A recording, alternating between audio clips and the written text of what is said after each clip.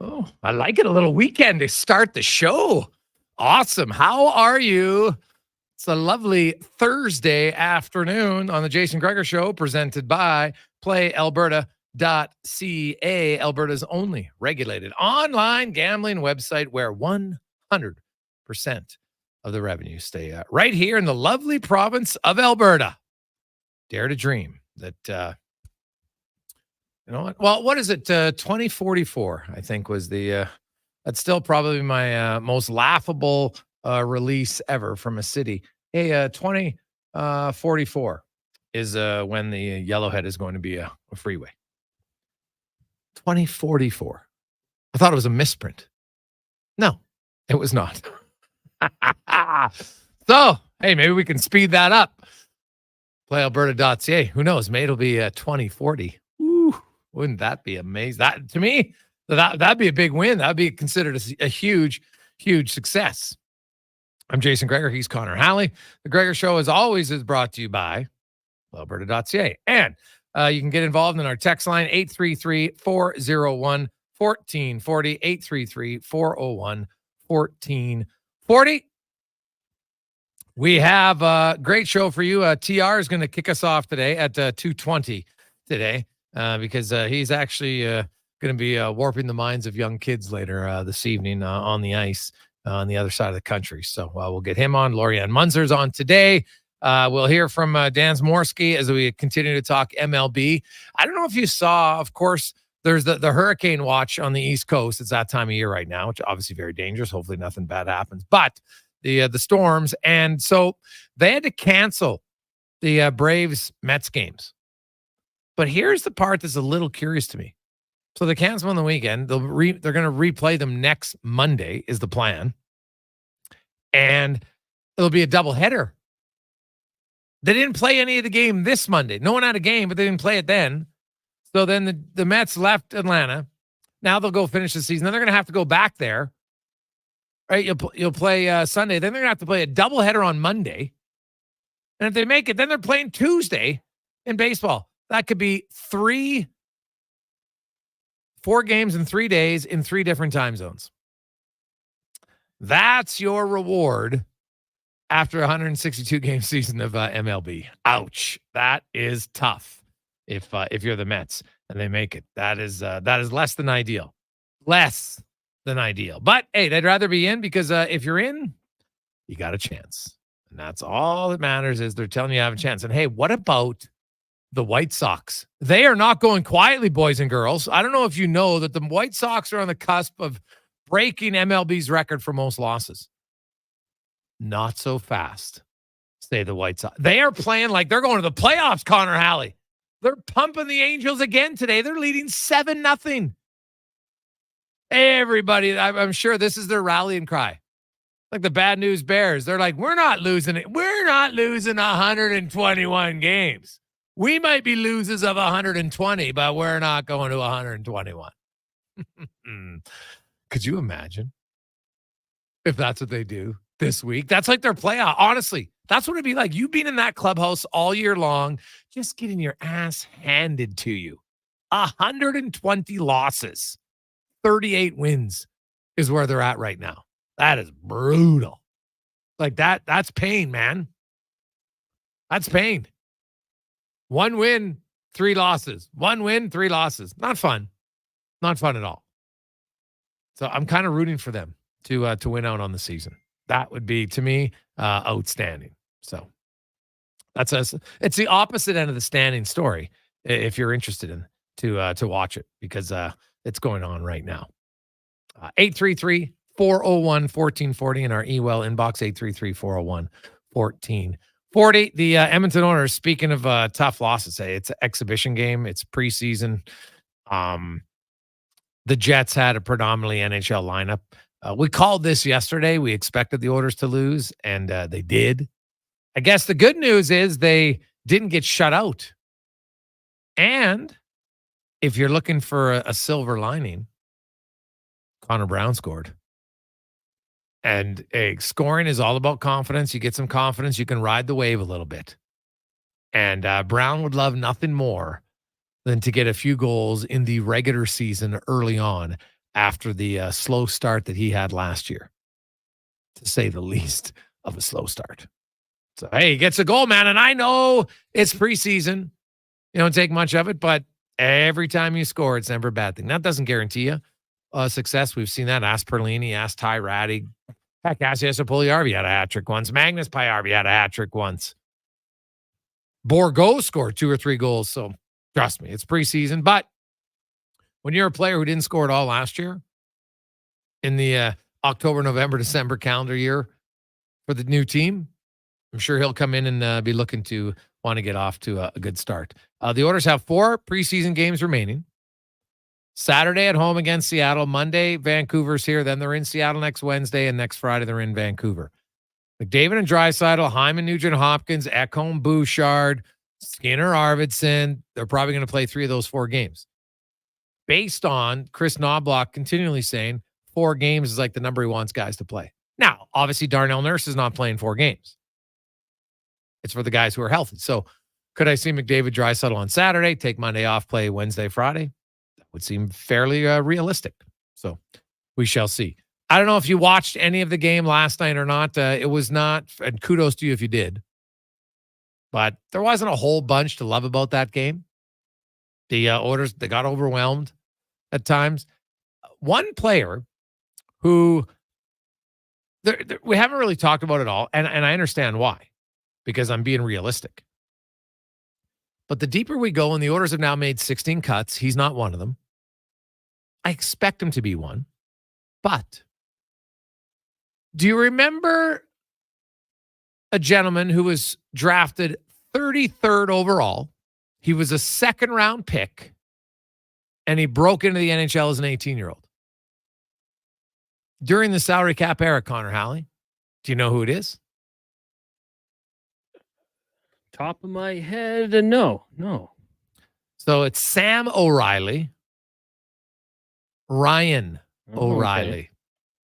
2009. He was the 33rd pick by the Colorado Avalanche. They had taken Matt Duchene, 3rd overall that year, 30th. And Duchene made the team, as did Ryan O'Reilly. Now, Ryan O'Reilly didn't just make the team. He played 16 minutes and 46 seconds a night in Colorado. And oh, by the way, they had 95 points. They made the playoffs. Like, he wasn't playing on the Oilers circa 2010 to 2015, where they were either 28th, 29th, or 30th. No, he was playing on a playoff-bound team. 1646. He played 10 minutes and 51 seconds in the opening game of the season. That was the fewest minutes he played all year. Now, I know the odds are ridiculously low that Sam O'Reilly is going to be here, but he's the right shot center. Last night against the Jets, do you know who took the most faceoffs for the Edmonton Oilers? Sam O'Reilly. He took 20. The next closest was Noah Philp at 11. Peterson, 10. Hamlin, 7. Sam O'Reilly's opening some eyes. I'm telling you. Now, I don't think he's going to open them enough for them to keep him here. I get all that. But the more you see him play, the more you realize, because some people are like, why would they trade for Sam O'Reilly? I always laugh at people who say that. I'm like, have you ever watched him play? No. Well, then why are you questioning it? Like, you don't have enough information to question it. You never seen him play. So they traded him, who was the 32nd pick, for next year's first-round selection, which might be a 32nd. It might be a 31st. Or maybe, sorry, it was a 31st pick, wasn't it? Not 32nd. Either way, that's what they traded. And Sam O'Reilly, who had an unbelievable second half of the season last year, plays in a very deep junior team where wasn't going to put up huge numbers because he wasn't in their top 6. Not because he's not good, because they had super deep teams in London. That's what they do. Now he'll get more of an opportunity. But Sam O'Reilly is opening quite a few eyes. All I'm going to say, I don't expect it to be here this season, but you watch for him. And they're going to watch him to see how he plays in junior. You know, does he get an invite to the World Juniors? We'll see. But from what I've seen at the rookie tournament and now here, and Sam Riley, by the way, he just played 3 games in 4 days for exhibition for the Oilers. And you know what? Thought he fared pretty well. So Good for him. He should be super proud of what he's accomplished so far in his first NHL training camp. He's done very well. Very well. So we'll see what the future holds for him. But the fact that, and I looked at a lot of his faceoffs, Mark Scheifele, you know the two lines he played the most minutes against last night in Winnipeg? Mark Scheifele and Adam Lowry.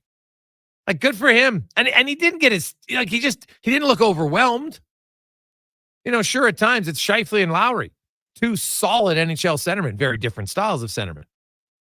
So, we'll see.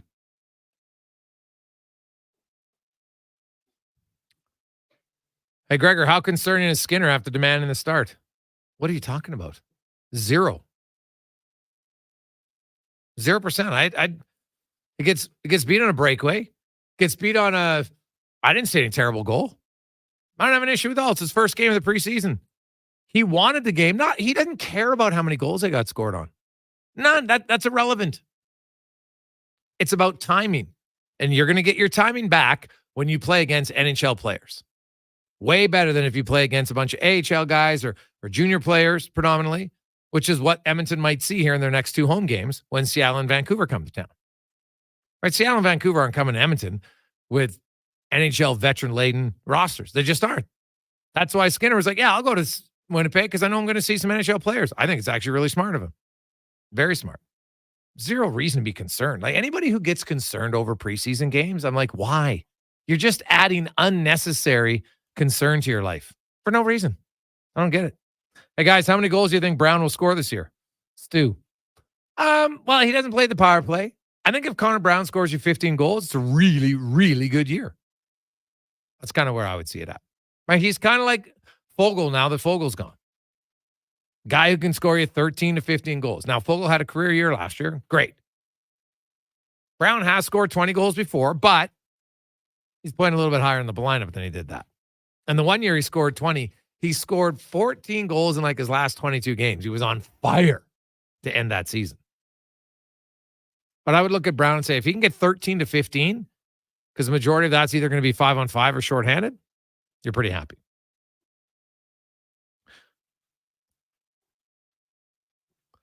$2:14. Take a quick break. When we come back, Terry Ryan will join us on the Jason Gregor Show on Sports 1440, sports1440.ca, and Oilers Nation, YouTube, and Facebook. You'll hear it around town. It's GMC's Canada-wide clearance. But at Wolf GMC Buick, we're putting our own spin on it. Not only do we have over 200 GMCs available, we also want you to upgrade your ride with 0% financing up to 72 months on the 2024 GMC Sierra Elevation. Oh, and how about at least $10,000 cash back in your pocket on in-stock heavy-duty trucks? Yep, it's Canada-wide clearance, and you'll only get these deals at Wolf GMC Buick, corner of 184th Street and Stony Plain Road, just seconds from the Anthony Hyundai. In 100 meters, turn right. Actually, no. Turn left. There's some awesome new breakfast wraps at McDonald's. Really? Yeah. There's the sausage, bacon, and egg, a crispy seasoned chicken one. A spicy and egg, worth the detour. They sound amazing. Bet they taste amazing, too. Wish I had a mouth. Take your morning into a delicious new direction with McDonald's new breakfast wraps. Add a small premium roast coffee for $1 plus tax at participating McDonald's restaurants. Ba-da-ba-ba-ba. I'm Colin Livingston, president of Cantork. Since 2016, we've been at the forefront of hydraulic torque wrenches in Canada. I'm delighted to share our latest venture, in-house production for quicker turnaround, superior quality, and heightened versatility. Experience excellence at Cantork.com. I think so, yep. Hey there, it's your friends from Toyota. We see you pining over that RAV4 at the light. And guess what? The light's been green for a while now. It's time to stop dreaming about that new Toyota and start driving one. Lease a 2024 RAV4 LE all-wheel drive from $96 weekly for 60 months at 6.29% with $3,999 down. Visit shoptoyota.ca or your local Prairie Toyota dealer today. Every kid deserves a bike. That's why Sports Central aims to collect over 1,000 bikes in their second annual bike drive. If you have an unused or outgrown bike, give it a new purpose. Drop it off on Saturday, September 28th between 10 and 3 At Bonnie Doon Center, Fountain Tire on 158th Street, 137th Ave, or the Distribution Center in Atchison, Revolution Cycle downtown, or United Sport and Cycle South. Visit sportcentral.org for details and to donate. Brought to you in part by Sports 1440. The Canada-wide clearance is One- on like at one play GMC. never opened. Get 0% financing for up to 72 months on the 2024 Sierra 1500 Elevation. With Sierra's 13.4-inch diagonal premium GMC infotainment system with Google built-in compatibility, available off-road package with hill descent control, plus an available 3-liter Duramax diesel engine, you can take the road less traveled and try new things, like fishing or whitewater rafting. I should have gone fishing. Ask your GMC dealer for details.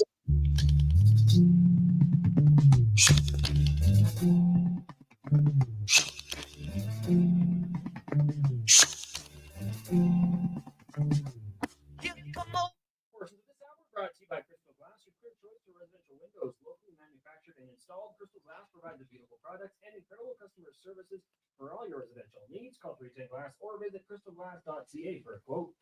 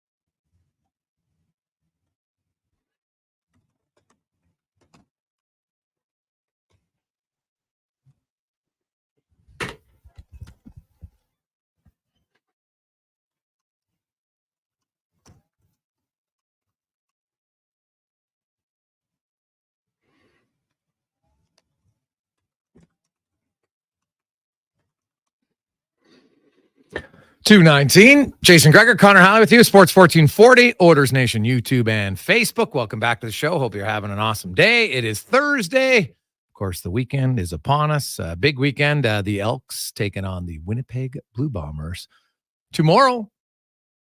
And if you believe they can make the playoffs, it is clearly a must-win game tomorrow night for the green and gold. Bethel Thompson will get the start. We'll see if that move pays off.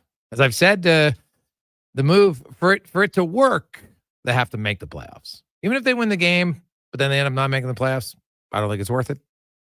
But we'll see. Oilers, preseason Saturday. Oil Kings home opener coming up Friday night. Should be a great crowd for that. And it got lots of NFL and more. Let's get to Ryan's Rant now, brought to you by Action Electrical, or they always encourage you to take action on your savings. If you are been thinking about getting solar on your home or your business, they can help you out. Still ways to get savings, the government funds and different things. Go to actionelectrical.net and they will help you out. As Terry Ryan joins us. TR, how are you? I'm all right. Just about to go on the ice with some young prospects from Newfoundland that hopefully you'll hear about in a few years. Ooh, well, there you go. There you go. Now, looking at the now you had a rant you wanted to get to, so let's get to that first. Well, no, I mean, I have a general, I can talk about this whenever. So if you have a question from me, by all means. No, let's go to that and then I'll get to my question afterwards. Okay, sure. Well, I mean, I'll sum it up quick. But, last time when Struds was on with us, I guess that was Tuesday. And, one of the things he mentioned was like, and I agree, I don't understand how you'd be on the bubble and not go out and like finish every hit. You know what I mean? And just try hard and just be noticeable, right? And once again, when the Oilers were in Winnipeg, I'm not knocking anybody in particular, but I mean, I watched the game and I don't even want to say it out loud, but there were a few times I just went to my head, not just the Oilers, but I just go, man, like, why wouldn't you just go all out now? That's the obvious, though, right? So a couple of the kids around here every year, not a couple. I mean, I'm going on the ice now. It's not just on ice, it's off ice, and it's how to approach the game and everything else. So I'm a little late to this, but when people ask me what I used to do at camp differently, how to get myself prepared and how to put myself in the best position to make the team, I'll tell you, there's 3 things that I used to do. Now, I don't know if these things are the only 3 or whatever works for you, I guess, but I'm just telling you what worked for me. Now, you might laugh because my hockey career turned out less than spectacular, but I did make it to the NHL, and I made the team when I was 19. And anyway, I'll tell you how that happened. So my first camp when I went, I was 18 in the NHL. And I was really nervous. It was speak when spoken to, and that was off for me because when I went to junior when I was 14, I took a different approach. I was very vocal. I was, and when I was 16, and then I remember after my first NHL camp going, I didn't really do what I needed to do there. And at that time, I wasn't definitely going to make it when I was 18. And they gave me a couple exhibition games because I just tried my hardest on the ice. But off the ice, I was quiet. No one even really knew I was there other than asking me questions. I spoke when spoken to.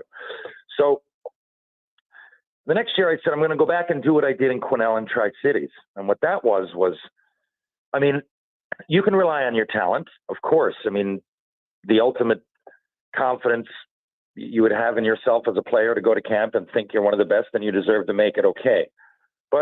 And even though you would think that on ice, everything is what's going to be judged, barring you do something stupid off the ice. But there are some things. So I used to make sure that when I got to camp, I was the first one in the drill. And it just, obviously if Mark Recchi's there or something, I'm going to let him go before me if he wants to. But generally, there's enough people in camp. You can make it to the front of the line. And it's not just to be noticed. Although, if you're at the front of the line and you're vocal and you're yelling and you're communicating, A, that's going to be noticed. But B, you'll get more reps. And I remember some guys going, oh, man, hopefully I'll go once or twice and maybe look okay. I remember going, I wanted to go 5 times, and I would go against the best D. Because I remember just in my head, looking at Patrice Brisebois, in the annals of history, he might not go down as one of the best D ever, but he was pretty darn good D, and he just won the cup a couple of years before. So I was like, I'd like to go against him. I'll try to go against the outside. That's my strength, right? And if I don't do it, then I'm sure I'm not going to get knocked for that because it's Patrice Brisebois. He's one of the best D around, And I remember just challenging and always being in the front. So if nothing else, they'll remember seeing me. I deserve to be here. I think I deserve to be here without going in and being cocky or answering a question in the media. You can tell the way I'm conducting myself. I think I deserve to be here. Now, the next thing was in the room, talk to veterans. This is not just NHL. I'm talking junior B, whatever. If you go midget, junior B, junior A, it's the same relative progression, right? You go to camp and, you're in the same position. You didn't make it because you were too young or you weren't good enough. There's one of those 2 things. So get there. And I remember my second camp, again, going back and meeting guys like Sean Thornton or Scott Thornton and Turner Stevenson. And in the room, talking about music. And I remember Turner was into Ride the Lightning. He was into Metallica, but he got me that album when we were talking. And I was big into music, as you know, but I wasn't really into thrash or heavy metal or anything. And, we had a common bond there. And then Doughty was into that too, right? And then so we were we used to call it the slums, but we were way in the back of the dressing room. But we had great conversations. And now I got to know these guys outside of hockey. And it wasn't just put on. It was organic. I got to the rink and it wasn't just, hey, Scott, what should I do in this drill? Or what do you do to prepare? Or, even though those are important things, but all those people have something in common with you. And if you can hit on those things that are common, I mean, I don't know, Vincent D'Amfus like pasta, just simple stuff. You just talk And now it doesn't seem so overwhelming because they seem more human. And that would go even for a bantam team. You know, you look up to people that are a grade older than you or whatever. Well, just get in there and be friends, right? That's number 2. Number 3, I used to like, and I swear by this, but I used to hate fake anything. So, you know, people say get to know the coach, but I used to be just so obvious. Go over it. Hello, Mr. Tremblay. How you doing? I'm from Newfoundland, right? So if you're on the ice, though, for me, I'm speaking about my experience in the NHL. Again, this can be whatever league you're trying out for. But, like, ask questions. You know, like, I remember right after feeling like an idiot because I would ask questions, and then I would bring over some plays that we did in Tri-Cities and say, you know, would this work? Not to give him, like, advice that he was doing it wrong, but I was like, you know, this is what we do. And like, how could I combine this? Like, I remember talking about a breakout. It was silly, but in junior, you know, I remember going back as a winger and like splitting the D, neutral zone, like regroup, splitting the D, and then going on the outside and getting the pass down the wing. And I remember Mario Tremblay, the year I made it, saying, look, there's neutral zone trap up here. Like, people are going to trap that. But I appreciate you coming to me. Here's what I want you to do. I need you to go down low on the wall. And we're planning on playing you with Darcy Tucker and Aaron Asham here. So Tucker's going to come through. You bang it off the wall. You guys do what you do best. But instead of go through like that, I'd rather you go lower, right? And then now I got a conversation going, right? And he'd say, okay, but right here, that's why your agility needs to be better. And that's why you're a work in progress. And I'd say, well, if my agility needs to be better, what do I need to do? Terry, your guess is as good as mine. You can work on it every day. I'd say, hey, can I go see Laura Stam? Perfect. Right now, there's a back and forth. Now I'm working with the trainer. The team knows about it. I'm just being vocal. I remember that year having a pretty good camp. Wasn't great, and I was 19, but I knew I knew when he came to me at the end, Mario Tremblay, he said, you know, we can't send you down to the minors. But he said, you know, in junior last year, you had 25 fights. You know, you had 50 goals 2 years ago. So he said, like, I'm thinking about keeping you here. Like, you really seem like you're on the team. And he said, like, so I'm going to keep you here. I ended up playing 4 games and then getting sent back at the deadline to junior. But I remember thinking to myself, like, not so much that I buffaloed them there, but I remember thinking, if I didn't do all those things, there's no way that I'd still be here right now. And on top of everything, I had confidence in myself because I knew the players better. So anyway, those are just 3 things that I used to do on top of everything else. You know, the obvious is work hard, go to camp in shape. Those are little things that everybody can do, and that will probably help you out no matter what league you're in. Well, my question was going to be, you know, they got Sam O'Reilly, and I know he's going back to junior, but you look at the amount of minutes he's playing, Terry's taking all these face-offs against like NHL laden team in Winnipeg last night. He took 20 draws. Well, the next closest was Philp with 11. And, you know, he's a player who was a first-round draft pick, but a late first-rounder who's pretty responsible already as a young defensive player. Now, he's going to go back to junior. So my question is, for him, obviously he's going to play in offensive roles, and I don't care who you are. You want to score lots in junior, but also he has a pretty good conscience defensively. And I know you didn't watch the game last night, but when I look at a guy like Sam O'Reilly, and he, not saying he's close to the NHL, but I think he's a lot, like, he took a big stride last year.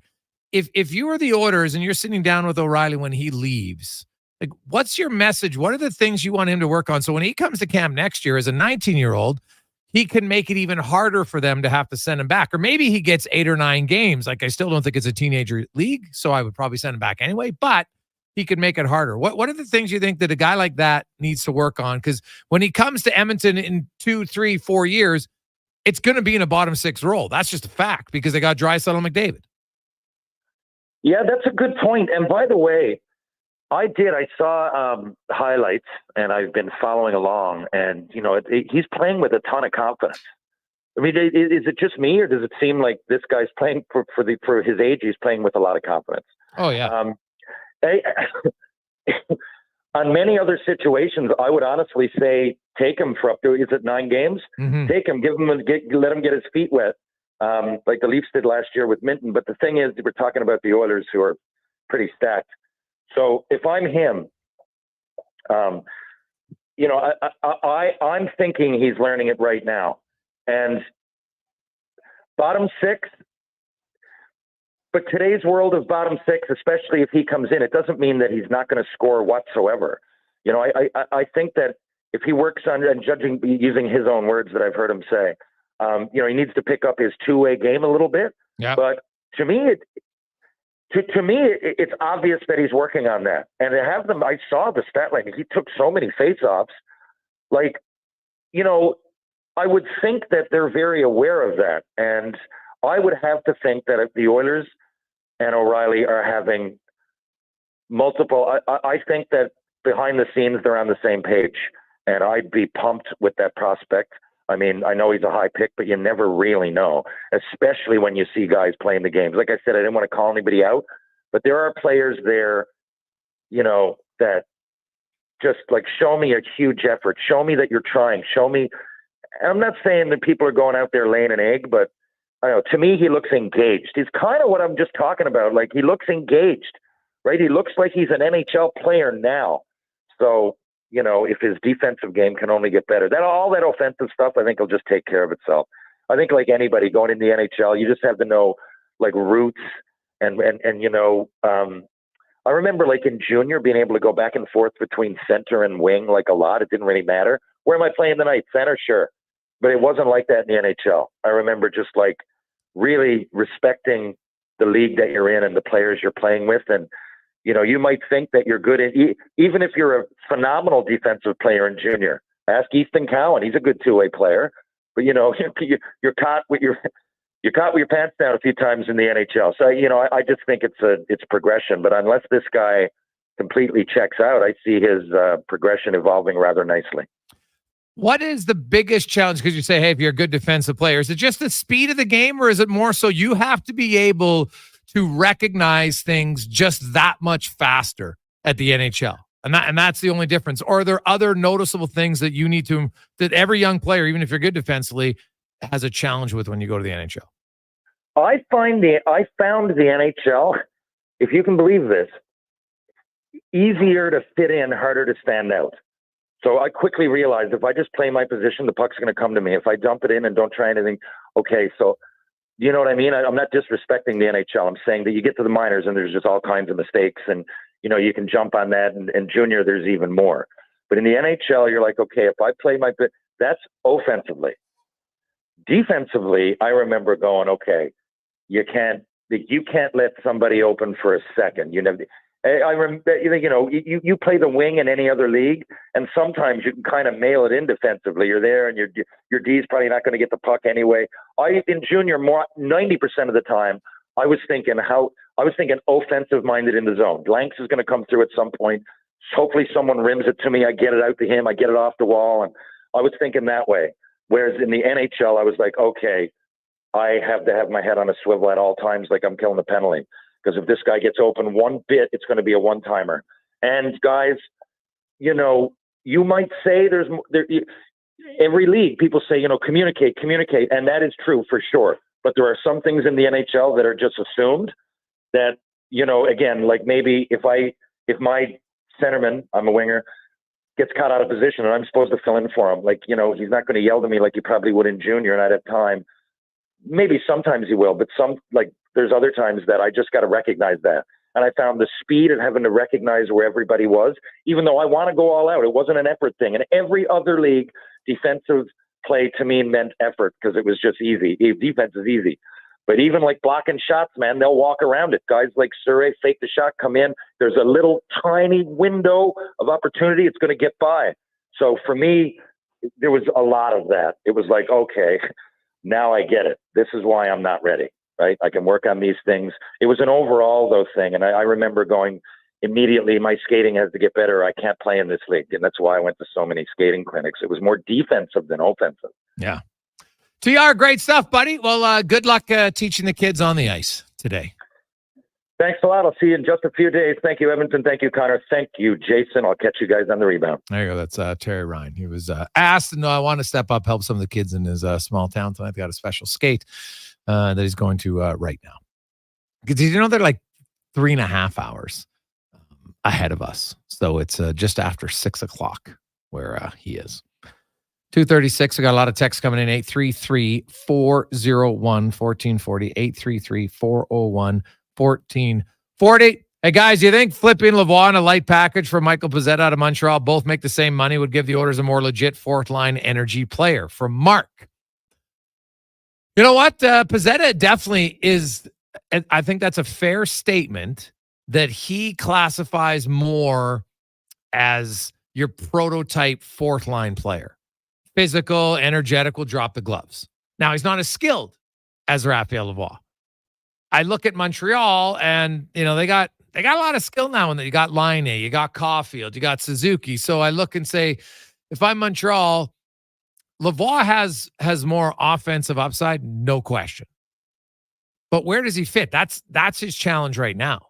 Is Raphael Lavoie is probably going to have to be a player who shows he can play those minutes and then just bury a few chances.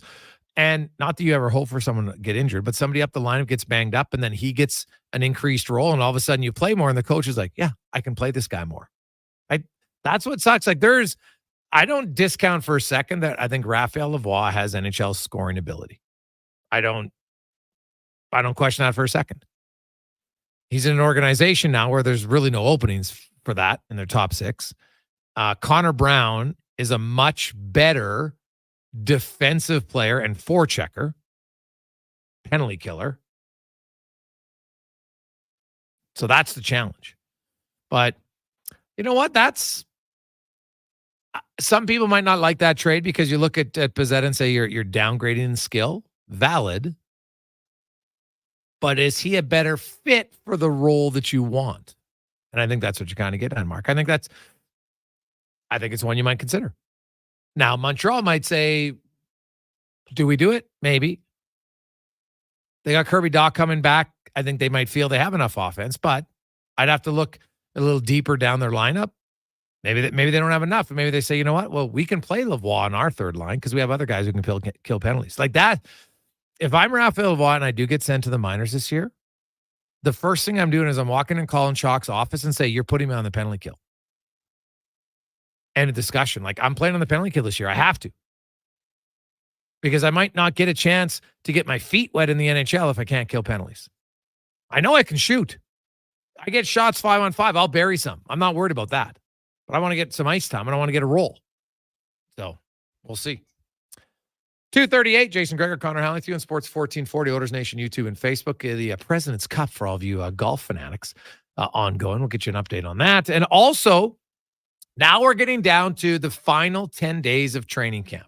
And while Edmonton maybe doesn't have a lot of openings, there are in some places. And here's where the stress factor starts to increase a little bit for players. We'll touch on that next and how to avoid coming up short at that key time where you want to make a good statement for the coaches. It's coming up next on the Gregor Show, presented by PlayAlberta.ca. Some things just work together. Sticks and pucks, cleats and AstroTurf. Your love for the game and Papa John's passion for better ingredients. Better pizza. Nothing pairs with the game like Papa John's. Crafted with signature sauce, toppings, and original fresh dough. They're the champion of pizza. And now you're the champion of winning deals. Just order at papajohns.ca. Use promo code SPORTS20 and score 20% off any regular menu price order. Better ingredients. Better pizza. Papa John's. That's Sports20.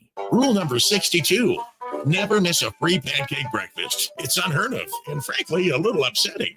Summer in Alberta has its own set of rules. And if you're looking to add a little extra fun, Play Alberta has it all. Use promo code SUMMER to snag a $50 casino bonus for casino, instants, and live dealer with your next deposit. Get ready for promotions throughout the summer to help you make the most of those sunny Alberta days. Because we all know they don't last long enough. Bonus terms and conditions apply. You got a go-to coffee spot, a trusted barber, even a lucky game day jersey. But when it's about looking your absolute best, there's only one name you need. Mr. Dirk. Family run since 1939. We're experts in crafting impeccable tailor-made suits and offering a wide variety of everyday styles. Pair that with personalized one-on-one fittings and the convenience of on-site tailoring. Mr. Dirk elevates your style game. Visit our Edmonton store or explore MrDirk.com. Score big on style with Mr. Dirk. So you've decided you want to start hiking. Nobody would say, I'll just wear my kids' flip-flops until I have more experience. The first thing you do is buy the right shoe size and style to fit you. Same with golf. You can't just buy clubs off the rack. They won't be the right size or style for you. Only Fitted Golf works with you to identify your swing style and then matches your clubs exactly to that swing. Check out our Instagram and YouTube channel to see the success others have with clubs fit to their swing. Fitted Golf, where we continue to prove it's your clubs. Mr. Rooter goes for a fall stroll. Ah, the beauty of fall. These leaves are crunchier than that calcified shower head I replaced this morning. And the earthy yellow, oranges, and browns are as colorful as the wad of hair I pulled out of the shower drain. Ugh, Mr. Rooter, can we talk about something else? Well, I'm sorry. I didn't realize you didn't like fall. You look about as sour as the sewer line I unclogged yesterday. For a plumber you'll truly fall for. Call Mr. Rooter. The Canada-wide clearance is on at Chevrolet. Get 0% financing for up to 72 months on the 2024 Silverado 1500 RST. Explore downtown hotspots with standard Chevrolet safety assist, including automatic emergency braking and HD surround vision camera. Or take on the great outdoors with an available 3-liter Duramax diesel engine and available in-vehicle trailering app. Oh, look, a cute chipmunk. Not so cute. Not so cute. Ask your Chevrolet dealer for details. I still hear your voice.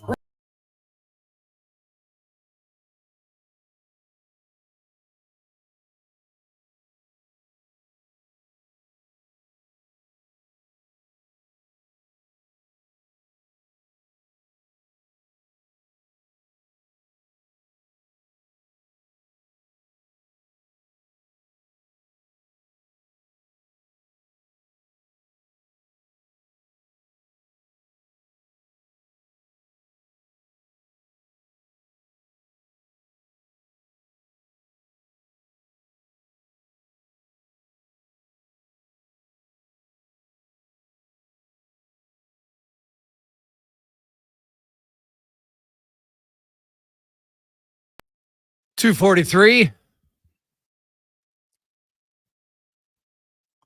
Jason Gregor, Connor Halley with you on Sports 1440, Oilers Nation, YouTube, and Facebook. Thanks as always for listening and watching, sports1440.ca. And our next guest usually always joins us on Fridays, but due to some scheduling and some other commitments, we moved it so she could join us today as we get to our big guest of the day, brought to you by the Female Super League, a new league that's opened up to allow 12U and 14U girls to continue and further their development in the game of hockey. Go to femalesuperleague.com as Laurianne Muenzer, Olympic gold medalist, joins us. Laurianne, how are you? Hey, doing great. Thanks for adjusting the schedule. Oh, hey, no problem. So you were saying during the break how you're just like, wow, Terry said a lot, because we are going to talk about, kind of the stress now of the final few weeks of preseason. And Edmonton, there's obviously a few guys in there battling for jobs. How open is that fourth line? Like, it's open. I don't know how wide open it is, but definitely on other teams, there are some legitimate openings for players. And, now we're kind of through the first half of the preseason. Now the last half, okay, you're still here. I think I got a legitimate shot here maybe to make this team possibly, or make a certain role, and you're going to be player tougher competition. And now it's finding that way to ensure that you come with your best and not get overwhelmed in that moment. And I got to think that's hard for people who are trying to break into something that they've never done before. Absolutely. And just like what Terry was talking about earlier, was talk to the veterans. Like, if you're around them, ask questions, because that is something that can serve you so well. Like, the stress level is going through the roof. And just like what you said, right? You're vying or you're battling for a job. Part of the problem is, don't think about it as a job. Think about it as, man, this is what I do. I eat, I sleep it, I breathe it. And they do. Don't get me wrong. But it's just, you got to take it up another notch and really find that. If you've got 4 gears, you got to find the fifth one. If you've got 8 gears, you got to find number 9. And it's just, what can I do internally to control and go, yeah, I'm confident. I know what I'm doing. I've made these decisions. Whether it's, pre-meals, it's your warm-ups, it's part of your training. There's a whole number of things. But what happens is your head starts getting away with you and you start thinking about all the external things.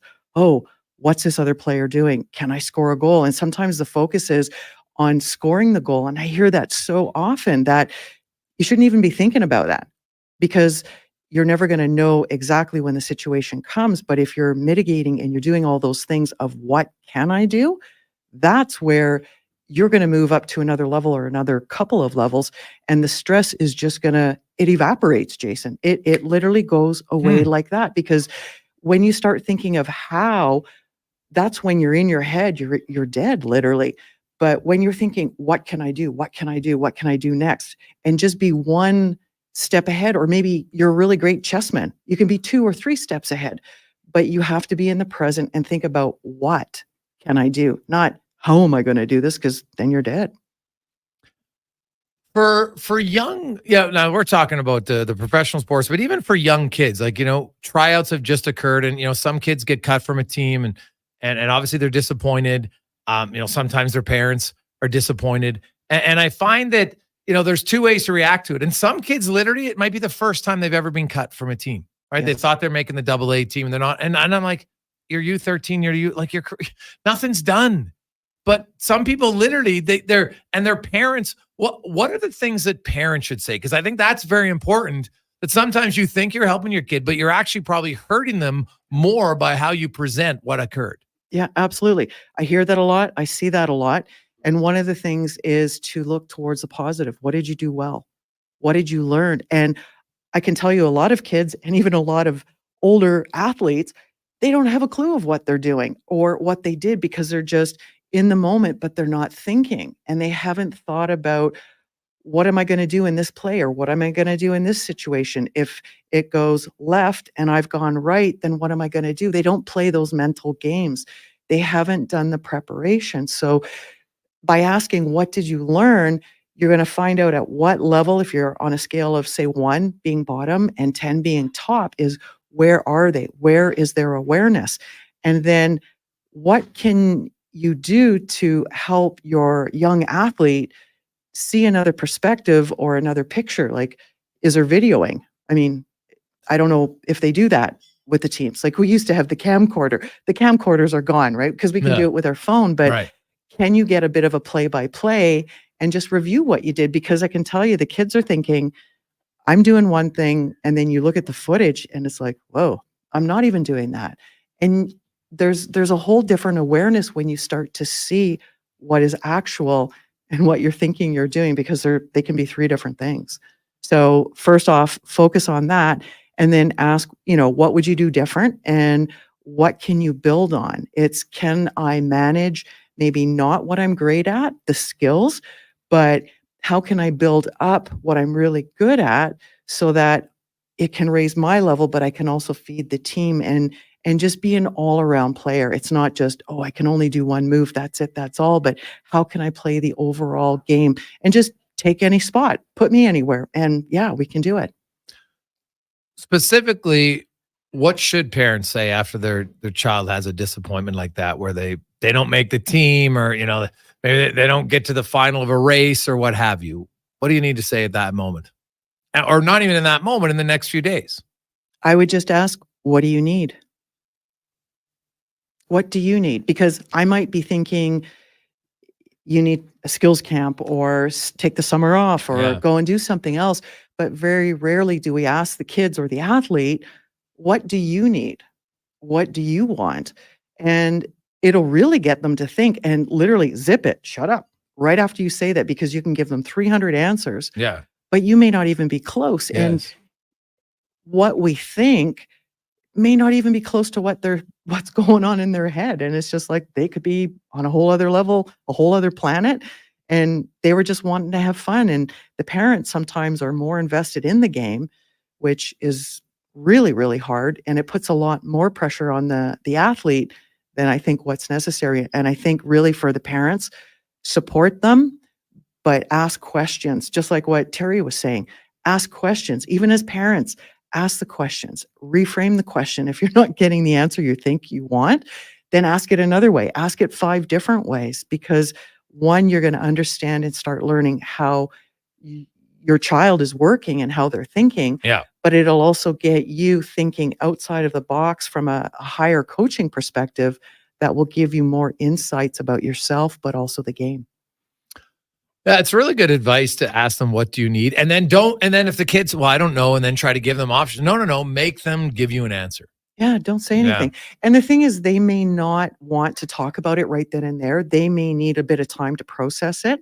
I know for me, I would have to go away and think about it, and I would need to write it out. I would need to dump it out, and then I could talk about it and go, okay, here's the shifts that I want to make. Here's what I would have done next time. Because if you've never had that experience before, how are you going to get it? And some of the new players coming in, with the preseason games, yeah, they're thrown into the fire and they got to figure it out. Training is one thing, but game day, even if it's preseason game day, is a whole other level. And it's just, you have that experience, that confidence comes with you, but you got to stop, Jason, and analyze it. You got to review it. You got to rethink it.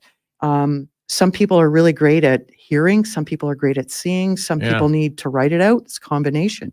So what are your strengths and how do you perform the best? How do you review the best? Laurianne Muenzer joins us on Sports 1440, Oilers Nation, YouTube and Facebook. We're just talking about the times you're in a training camp or kids are getting cut and, some of the pitfalls that come from that. And then more so, it's presenting it as a new opportunity because, and it's okay. Your kids are allowed to be disappointed for a day or two, but then it can't be disappointed for a week. 24 hours. 24 hours. 24 hours. It's the same as a win, a lose, a cut, a draw. You're done. Like if you're moping about, oh my God, like run, get away. It's just like, no, stop. What do you need to do to get rid of that energy? And it is just an energy thing. There's great energy. And then there's the really, oh man, I didn't perform. I wasn't on. I didn't go in prepared. Or I went in too prepared and I was already done before I got on the ice or into the event. And there's so many different things. So it's just 24 hours max. If you go 1 minute over, hey, we got to have a chit chat. Yeah. No, I like that. That's a good rule. You got 24 hours. After that, now we have a discussion or now you move on.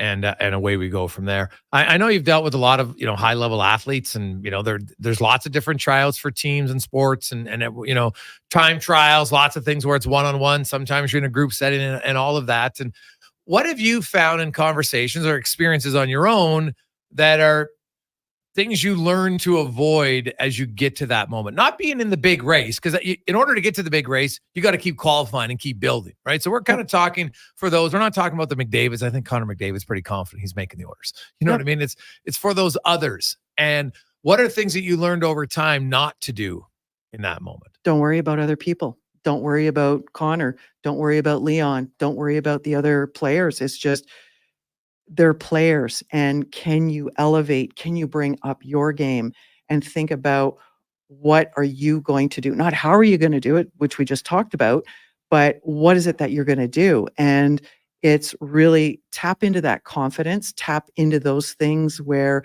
there's a certain feeling, Jason, that when you're on and when you're off. And it's just, what can I do in this situation?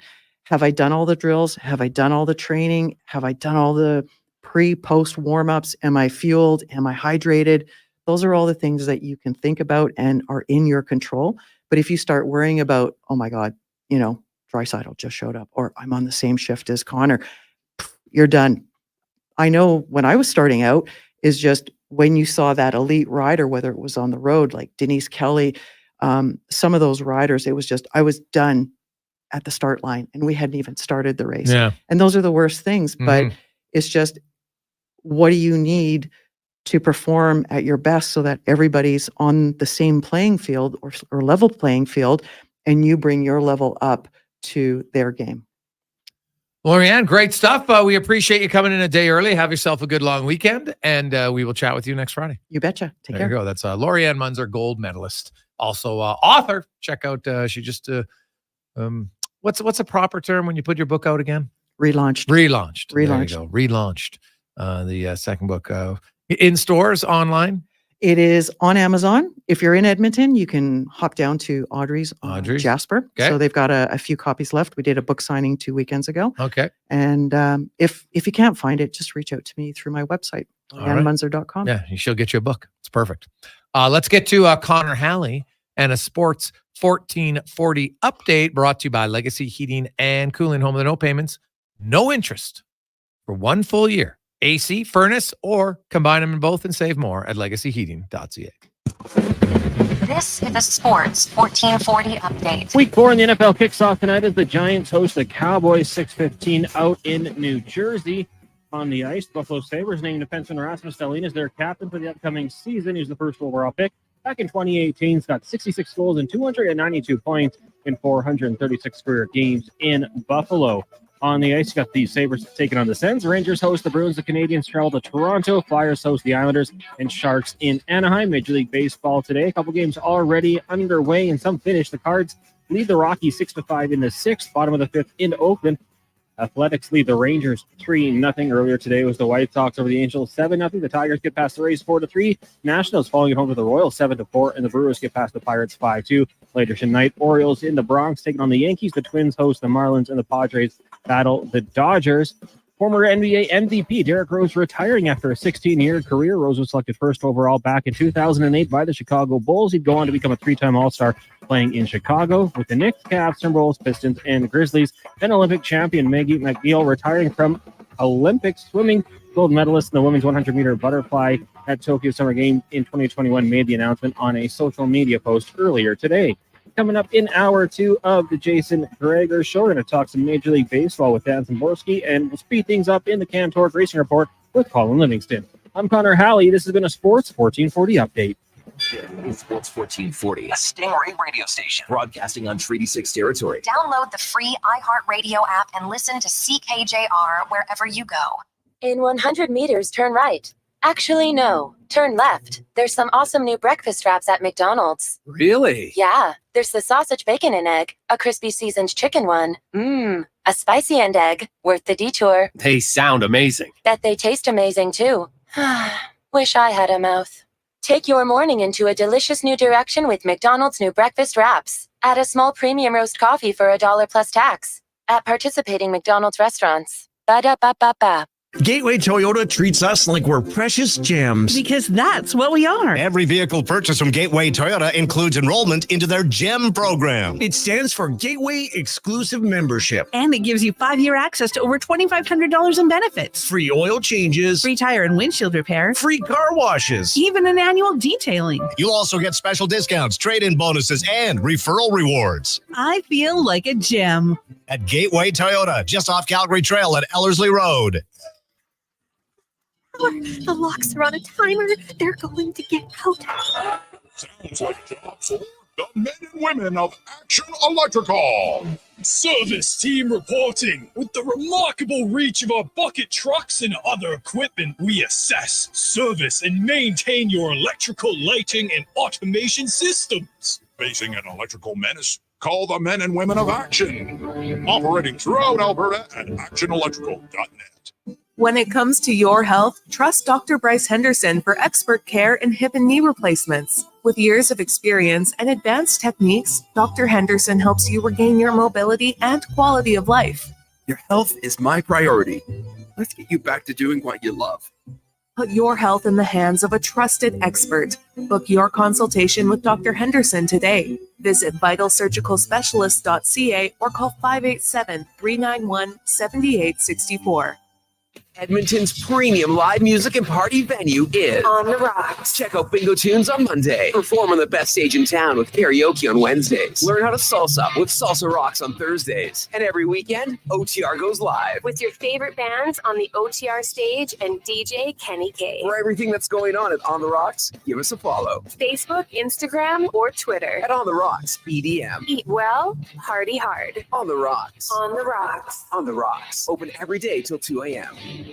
New season, new start, new beginnings. Hockey is back at Rogers Place with the Battle of Alberta, WHL style. Be at the Edmonton Oil Kings home opener this Saturday against arch rivals, the Calgary Hitmen. It's family fun that's second to none, with Thundersticks for every fan to make some noise. Plus, score kids' food combos for $10 or less. And it's a special 2 p.m. puck drop. Oil Kings home opener this Saturday afternoon. Great family entertainment at Rogers Place starts at just $20 a seat. Save on day of game pricing now at oilkings.ca.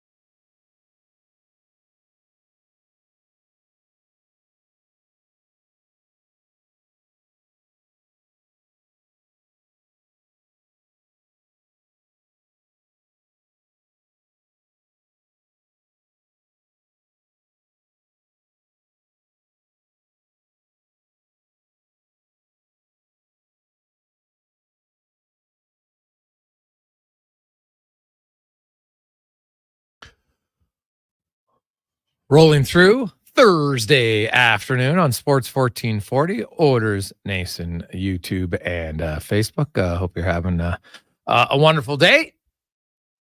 Jason Gregor, Connor Halley with you. 833-401-1440. 833-401-1440 is our text line in our EWL inbox. The Orders day off today, in case you're wondering what's going on with the Orders. It's a scheduled day off. They had this plan for a while. Obviously, you're not going to have every day on the ice. They will have a practice tomorrow. I'll be on the ice at 9:30 for the first session. Second one is at 11, and then they play Saturday. Seattle is here. Monday, Vancouver, and then they're heading out of town on Tuesday. They're going to have some team building activities going on. So I would expect them to, if their roster's 22, 23, you might have 26 guys on that trip. I don't think they'll be taking many more than that, to be honest. So we'll see what happens. Now, I'm curious for you because I was just, going through things. I kind of had like a random thought go through my head today. Random, I'm sure, you have many of those about sports. And now some questions I know the answer to, right? Like, why didn't Wayne Gretzky win Rookie of the Year in the NHL? Well, because they consider the WHA a professional league and he had played there, so he wasn't a rookie. Now, you might not have to like the ruling, but there was an actual rule, so it's pretty clear, cut and dry why it didn't happen, right? It's like he didn't win the scoring race that year because, and they still have the rule and it makes sense. If there's a tie, the player with more goals wins. That's how he lost the scoring race to Marcel Dion. They each had 137 points. Dion had a few more goals. He wins. Okay, I get it. And then it pops into my head because football had come on and my son was asking me questions. He's at that age now where, he's kind of getting into sports stuff and he likes to look up historical numbers and, always research different guys in that. And he's always kind of blown away anytime he finds some of the Gretzky statistics. He's kind of like, what? How does he have that many points? Like, how can he have that many more points? And I get it. It's a fair question. So I was looking through and do you remember Ricky Ray's rookie season, Connor Halley? I do remember it. Yes, I do. Yeah. So he comes in as a rookie. Now, Jason Moss started, I think it was the first, I got to go back and look, but I think it was the first 3 games. And maybe 4. But then either way, Ricky Ray came in and he was a starter for a long period of time. He would have qualified for a lot of statistics. Go look it up. I think it was 14 starts he had. 14. Okay, so 14 out of is that a 16-week season then? 18. It was still 18. Okay, yeah. So, and he threw 24 touchdowns, 9 interceptions. had completed 63% of his passes, almost 3,000 yards. Right, where now, if you look up the stats of the rest of the league, Cons, where would that put him amongst players in the CFL that year? I'm just trying to think of passing yards. Calvillo, I'm guessing, would have led the league in 2002 in passing yards. I'm going to go out on a limb here and say that he did. I'm just trying to find it. But the reason I'm asking that is because it kind of popped in my mind. I was like, Ricky Ray, you know what? Geez, that guy had a really good career, yada, yada, yada. But you know what? He never won the Rookie of the Year in 2002. And I'm kind of like, why was that? Well, guess what? Jason Claremont won the Rookie of the Year. And I'm like, okay, I remember Claremont. Decent receiver. I remember, he had a few 1,000-yard seasons. I think it was 3 he had. And then I look it up. His rookie numbers. So not only did Claremont win the Rookie of the Year, it's not like he beat Ray in the final. Ray didn't even get out of the Western Division. Claremont had 46 catches for 735 yards. And he was Rookie of the Year. What? So my question out there, do you have like a sports question that you're always kind of like, how is that possible? Knowing that there's no rule that stops it. Like Gretzky, Rookie of the Year, I don't have to like it, but I know why I didn't win. I get it. I understand it. Move on. How the hell does Jason Claremont win the 2002 Rookie of the Year? So do you have that? Because I know there's people out there that there's something in sports that maybe irks you or perplexes you at a time. And I'm just curious what it is. Because that's one that, and it's just kind of random. I hadn't really thought about it till today. I don't even know how the conversation came up about Ricky Ray and he'd won 4. I'm like, yeah, no, Ricky Ray had a pretty good rookie year. Really good rookie year. I was like, geez, I wonder who beat him out for Rookie of the Year. And then I look up the numbers and I'm like, what? Like, that makes no sense to me at all. None. You got one like that for you, Cons? What is your sports thing that makes you go, Like the Elks were 13-5. BC was 10-8. I just wish I could find the statistics from that season. Kahari Jones was the CFL West All-Star that year. Must have had a good season. Not a rookie, obviously. Trying to think of things that I just don't understand that make me mad. There's no real reason for it. Nothing off the top of my head, though. That's a good one. Yeah, like honestly. I think Nuge is going to be the one that people look to, not winning Rookie of the Year. Well, to Landeskog? Yeah. Yeah, it's a fair question. He had the same amount of points.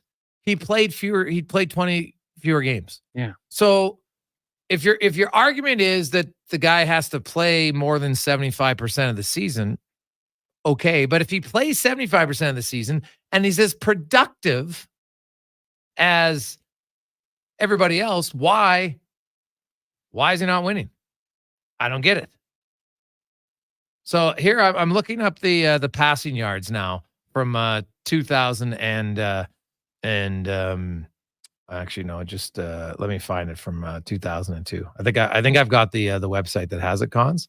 So no, now it's gone there too. I don't know what the hell happened, but I'll try it. Oh no, here it is. So let's go to 2002. I'll have to go back and find it. But either way, Kahari Jones led the league in passing that year. Yeah. So I get like, I'm not expecting him to be the MVP his first year. I get it. I can understand that. I can live with it. But why not the Rookie of the Year? I found it. Kahari Jones had 46 touchdowns. Yeah. So obviously he wins. It's a no-brainer. 46. How many passing yards do you have? 5,300. Yeah. Okay. So 300 more than the next at Calvillo. It's a no-brainer. Ricky Ray finished 4th in passing yards, 5th in touchdowns. No, 4th in touchdowns. And every other quarterback had more interceptions. Had double-digit interceptions. He had 9. Yeah. So what about receiving yards? Where was Claremont in the receiving yards? He had 46 catches, 735 yards. I can almost guarantee you he ain't top 5. No, he's not even top 10. 10. No, I didn't think so. 10th was Thomas Haskins, 941 receiving yards. Okay. So someone explain to me how the hell Jason Claremont won Rookie of the Year. in 2002? That's my random question of the day that I just don't get. I don't understand it, but I don't know. Milt Stegall should have won MOP that year. He should have won, yes. 23 touchdowns. Yeah, Milt Stegall had but that was where people were always, you got to give it to a quarterback. Like, Khari Jones had a good year, but he didn't have a record-breaking year for a quarterback. Like 4,600 yards for a quarterback. Lots of guys have 4,600 yards to lead a league in the CFL in passing, right? Especially because Anthony Calvillo and Ricky Ray, those guys were 5,000. Doug Flutie had 6,000 passing yards a few times. I totally agree with you. I thought Milt got screwed that year. How about sack leaders for the Eskimos? Alfred Payton, 16. Albert Reese at 9. Oh, that Payton was a beast, yeah. He was very good. Hey, guys, what about Mario when he didn't win the Hart when he had 199 points? Yeah, fair. It's like, so Mario didn't win the Hart that year. Gretzky did. But what about in 1986 when Gretzky scored 215 points, but he didn't win the MVP voted on by the players? They gave it to Lemieux for best player in the league. Now, Gretzky had won it the previous 5 years. And so I could rationalize that the players like, you know what, we're kind of tired of him. And trust me, it's human nature. Sadly, we're quicker to want to find negatives in people than positives for a lot of us. It's unfortunate. It's how it goes. But yeah, those are fair ones. But even then I can say, you know what? They're looking at it. And Lemieux, did they make the playoffs that year? So that's going to be their argument. Not saying it's right, but yeah. And Gretzky, I think he won that year. He had 168 for his team. So it's a good one. Hey, boys, here's one that infuriates me. What about the Russian playing for Vancouver run Rookie of the Year? Can't remember, from Pete. Well, that was Makarov. Well, the rules had changed then, right? And then I think that's what forced them to change the rules after. Correct? Was when Makarov won the rookie. Now, he was a rookie here, but you know, he'd played in Russia for a long, long time. Now, by the wording of the rule, it's funny. He was classified as a rookie, but Gretzky wasn't. Because essentially they're like, basically they looked at the WHA as a North American competitive league and not the Russian league, is basically how it came down to. Do you like the age of 26 as the cutoff for a rookie? Nowadays, yeah. It's rare to like Panarin, I think, won it when he was 24. Yep. Correct? Yeah, I don't know. Like if you're 24 and you're a rookie, you're 21 and a rookie, like, I don't know. It doesn't say, it says you don't get bonus points for being younger. Right? Like, what if you're 19 and 6'4" and 220, whereas you're a 23-year-old who took more years to fill out? Right? Like, it's never anything that's perfectly fair. I don't mind it. So Kaprizov won at 24 as well. Yeah. But he was 24 too, or 23? According to Wikipedia, 24. Okay. But before that, it is not very common. No. Hey, guys, what about Nolan Ryan never winning a Cy Young Award? That is a very good one, Rick. It's true. That was phenomenal. He didn't get enough wins, but wins are such a team award in baseball. You can go, you pitch 7-8 innings, you give up 1 or 2 runs, you don't get any run support, you lose. Didn't get a win. That's a very good one. I like that one a lot. A lot. Would you say it's weird that Mike Babcock never won the Jack Adams? What about John Cooper hasn't won? Yeah. Well, when you look at Babcock, though, the Detroit teams, he wasn't really going to win. Like, he inherited loaded teams. And then afterwards did nothing. You know, maybe the year in Anaheim, you might, maybe. But that was kind of a Cinderella story because it is based on the regular season, right? It's not based on the playoffs. So the fact that John Cooper's never won is a little surprising to me. It was actually my pick for this season. Spoiler alert. Tampa Bay makes all those changes. Stamkos is out. Sergachev's out. People perceive them not as good. A lot of people are saying they're not that good anymore. They have a 100-point season. How does he not win? Because the coach of the year now usually comes from, a team we didn't think was going to be good. So the coach must have done a phenomenal job. Not always sure if that's fair or not. Hey, guys, Bonds and Clemens not in the Hall of Fame. Look at their careers prior to PEDs, Hall of Famers. It's true, but part of their career was gross PEDers who denied it for a long, long time. That's probably why they're not in. Like, I actually think a bigger one is that Pete Rose isn't in. Because Pete Rose, you're in the Hall of Fame as a player. Right? You go in the Hall of Fame, no one debates a Pete Rose Hall of Fame player. It's not even a question. So.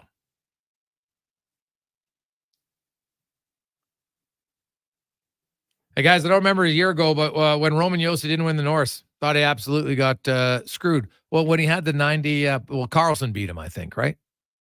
Is that year you're talking when it was Carlson and Josi? And Josi, I think, had 95 points. Is that right? I think it was. Now, I could be wrong.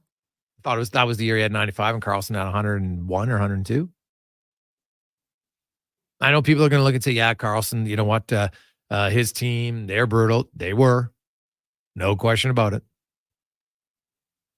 They did something that very few guys did, and that's probably why. Maybe, but I can totally understand where you're thinking, hey, Roman Josi, better defensive defenseman, and pretty much near as good offensively. It's a valid argument. At least 96 to 101, you can make the argument. Ricky rated Jason Claremont? Come on now. It's ridiculous. I know it's random, out of the blue, but it's kind of popped in my head today, and I was wondering. We got lots of other texts coming in at 833-401-1440, 833-401-1440. Greg, didn't Makarov win in Calgary? Yeah, he won in Calgary. Yeah, the texter had mentioned a guy in Vancouver, but it wasn't Laurianne, it wasn't Krutov who won, the old guys. It was their line mate who won as a member of the Calgary Flames. And was he 31? Might have been 31, Cons. You could look it up. Might have been. Yeah, he was. Yeah, 31. The rules changed next season. Yeah. So, and I get why. Because if the rule's not in place at that point, I guess by the wording of the law, you can do it. Hey guys, the owners and teams knew about steroids though and celebrated it. Bonds and Clemens should have been first balloters. So, but Bonds and Clemens chose to cheat willingly. Not every player did. You don't get a pass because the owners covered their eyes up to you doing it. You still chose to do it. Repeatedly. Right? Why did Barry Bonds take PEDs? Everybody knows why. Because he, for whatever reason, needed to be talked about in the same light as the big home run hitters. Because you got to remember, Barry Bonds had never hit more than 42 home runs before he started juicing. And then he only ever hit over 50 once the year he had 73. That was it. Now, he was always a good hitter. He would have been a 500 home run, 500 stolen base guy. And he would have been in the Hall. And that's why I look and say, if you look back in his career and say, okay, yeah, you had that glorious year, you had the home run chase, is that worth it now that you're not in the Hall of Fame? Because when you're in the moment, a lot of us, we don't think about the long-term consequences. But I don't buy for a second that he should get in because the owners knew about it. He still openly chose to cheat. Full stop. We always want to blame others for our actions. He took the action. He made the choice. No one forced him. And he became so arrogant and confident doing it that he left his cream wide open for people to see in his locker room. In his locker, I should say. Not his locker room, in the locker. Just like, here you go. I can do what I want. So I'm sorry. I'm totally fine with them not being in. I have no problem. To me, they haven't taken away the record, which to me is kind of a farce. So he'll have the record.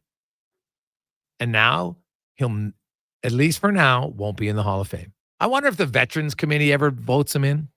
We'll see. But I kind of like that he's not in. There has to be consequence to your actions. Well, they allowed it. No, that doesn't make it right. does, I'm sorry, cheating's cheating. He cheated, and now he gets to hold the record. He was never close. He was never close to being that guy. Babe Ruth, look how many home runs those guys hit year after year repeatedly. This guy had one career year that was 24 more home runs than he'd ever hit in any other season. 24. It's just under 50% more than what he'd ever done ever. It was so blatant that it happened because of steroids, and now he still gets to hold the record. Joke. Not being in the Hall of Fame, but you know what? I hope they never cave on it. To me, time doesn't heal the wounds. I'm sorry. Unless you said, hey, Barry, you can go in the Hall of Fame, take away your record. Pick one. Well, you'd think he'd pick the Hall of Fame if he was smart. But there's no way he deserves both. No way for me. 321 833 401 1440 833 401 1440. When we return, we're going to get to Dan Szymborski. Hey, we'll talk a little baseball. We won't relive Bonds. It's been talked about enough. But, there was the miracle Mets. Could this be the miraculous Mets? And if they do get in, do they have any prayer based on their schedule and what they're going to have happen due to the makeup games? Not good. We'll discuss it next on the Gregor Show, presented by PlayAlberta.ca. Speaking of not good, also Drew Doughty. I don't know if you saw that last night. That is every team, every fan's nightmare. One of your best players, and go back injured. Now he's got a fracture in his ankle. They don't know if there's any other damage around it, but that's probably minimum 8 to 10 weeks. Minimum for their guy who plays the most minutes on their team. And it's just an unlucky play. Goes up against the boards, kind of gets his foot locked in the wrong position. It was gross. And so now he's out. And LA, does that suddenly put them in a battle for a wildcard spot? Talk to the mayor, John Hoven, coming up in the 4 o'clock hour. More on the Gregor Show, presented by PlayAlberta.ca. Get ready, Edmonton. The country sensation, the Rec Laws, are coming to the Edmonton Expo Center Arena on October 3rd. It's your chance to see the award-winning duo that's taken the country scene by storm. From Long Live the Night to Feels Like That, the Rec Laws are bringing the party to you during Yeggs Rodeo Week.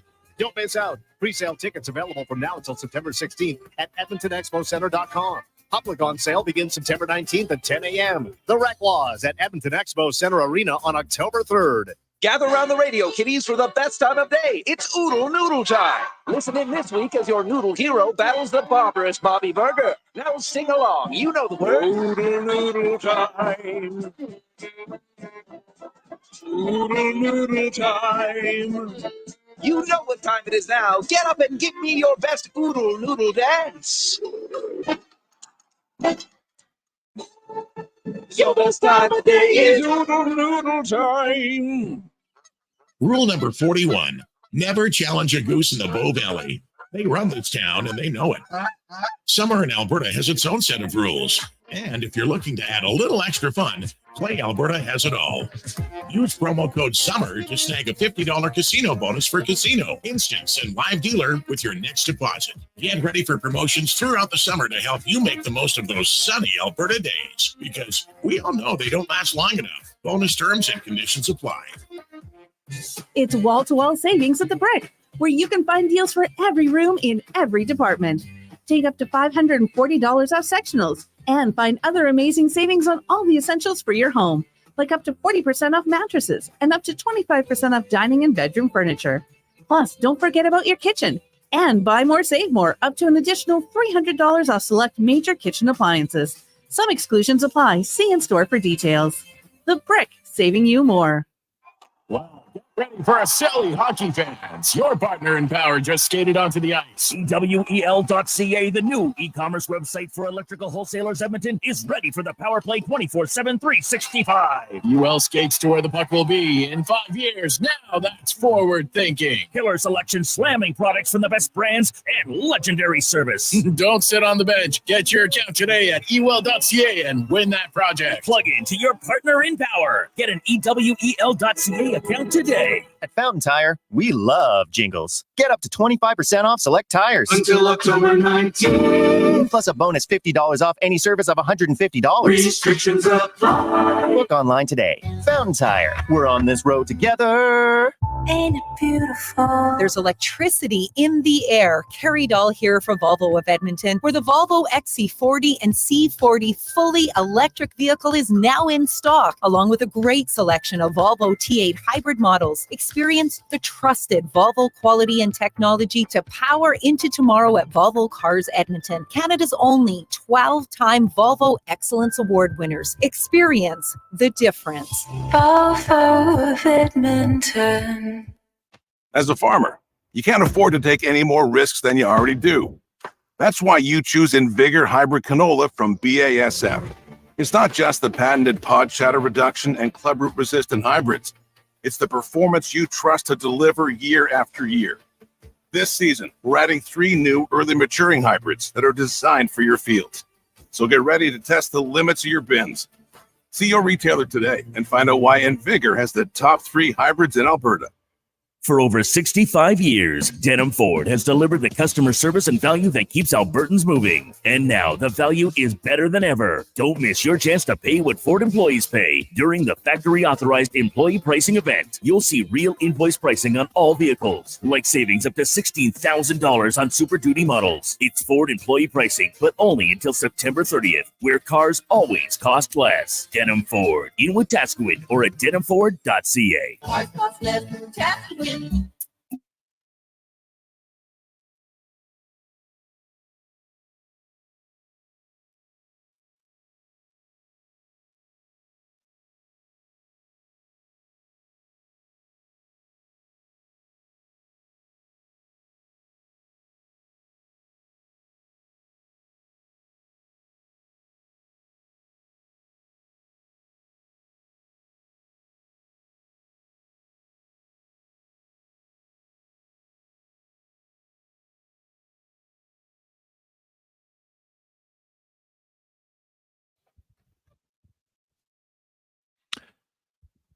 Welcome back. Connor Halley, Jason Gregor. Hope you're having an awesome day. We had quite a bit of a rain overnight.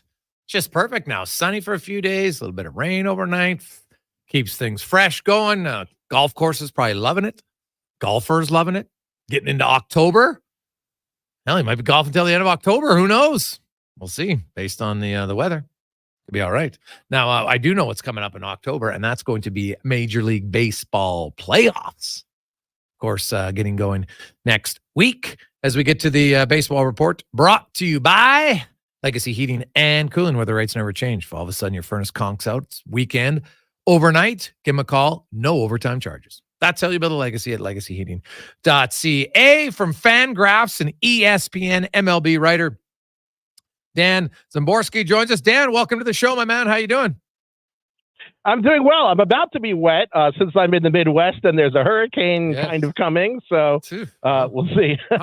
Hunker down. Well, you know, the storm weather has definitely played a factor. And really, I was looking at the schedule for the Mets and the Braves, and what could possibly happen there is, so they play Sunday, then they got to play a doubleheader on Monday, and then the winner's going to have to play Tuesday in the playoffs. Is that right? Yeah.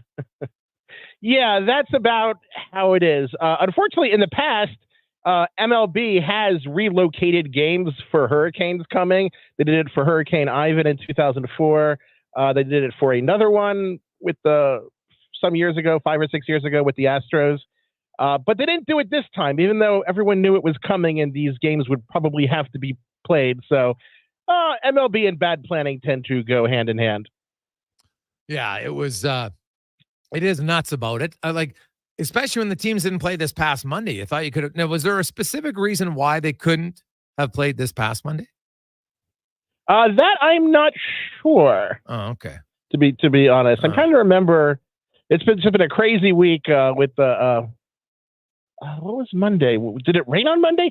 See, that's the problem. I used to live on the East Coast, so I knew the weather better. Yeah. They had neither guys had games scheduled on Monday, so that was kind of a day where they could because the games were delayed on the weekend. Right? Yeah, okay. I thought I had missed another game. No. Yeah, but baseball is not great with flexibility. I know that they used to cause a fuss at the idea of the team with the better record getting home field advantage because they'd have to plan.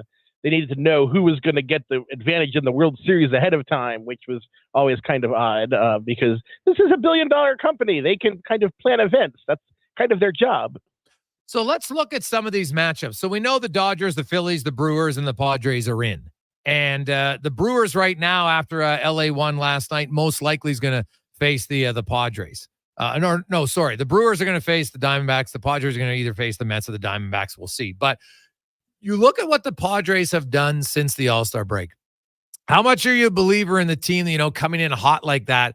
Like, are they that good in your eyes in the NL? Well, generally speaking, momentum doesn't really mean all that much, but they took some gambles this year and they worked out. They trusted Jackson Merrill, who had very little high minors experience coming into the season. Yeah. Very young. He only was able to legally drink earlier this season. In the United States, at least. I think, he's a strong contender for Rookie of the Year. It's been a big plus. Jurickson Profar playing well has been a huge win for them. And picking up Dylan Cease and Michael King really changed how that rotation looked. So even with Joe Musgrove having a pretty difficult season, injury-ridden, they haven't really been damaged by that. So you have to like where the Padres are. It'd be better for them if they won the division, but considering the last few seasons of disappointment, this is a huge year for them. Now, speaking of a huge year, the Detroit Tigers, August 8th, it looked like they were done. I don't think anybody thought it was going to happen. Now they're the hottest team in baseball. But they just won again today. They defeated Tampa Bay and pretty much, punched their ticket. They do have the lowly White Sox, but I'm not sure if you noticed, Dan. The White Sox are standing there right now. They have planted their flag. We're not losing more than 120 games. That's what they've decided here for the last few days. I'm not sure it can work much longer, but what do you make of the Tigers who, they don't seem to have any superstars? Like, they're not anybody I look in their roster and you're just like, oh, wow, you got to be really scared of that guy. But as a team right now, they just keep finding ways to win. Do you think that will continue in the postseason? I think they look really good, especially in the early rounds, because in Skubal and Reese Olson, they have a really, really good 1-2 punch. And I don't think even the Tigers expected to be where they are. They would not have traded Jack Flaherty in July if they had thought that this was a possibility.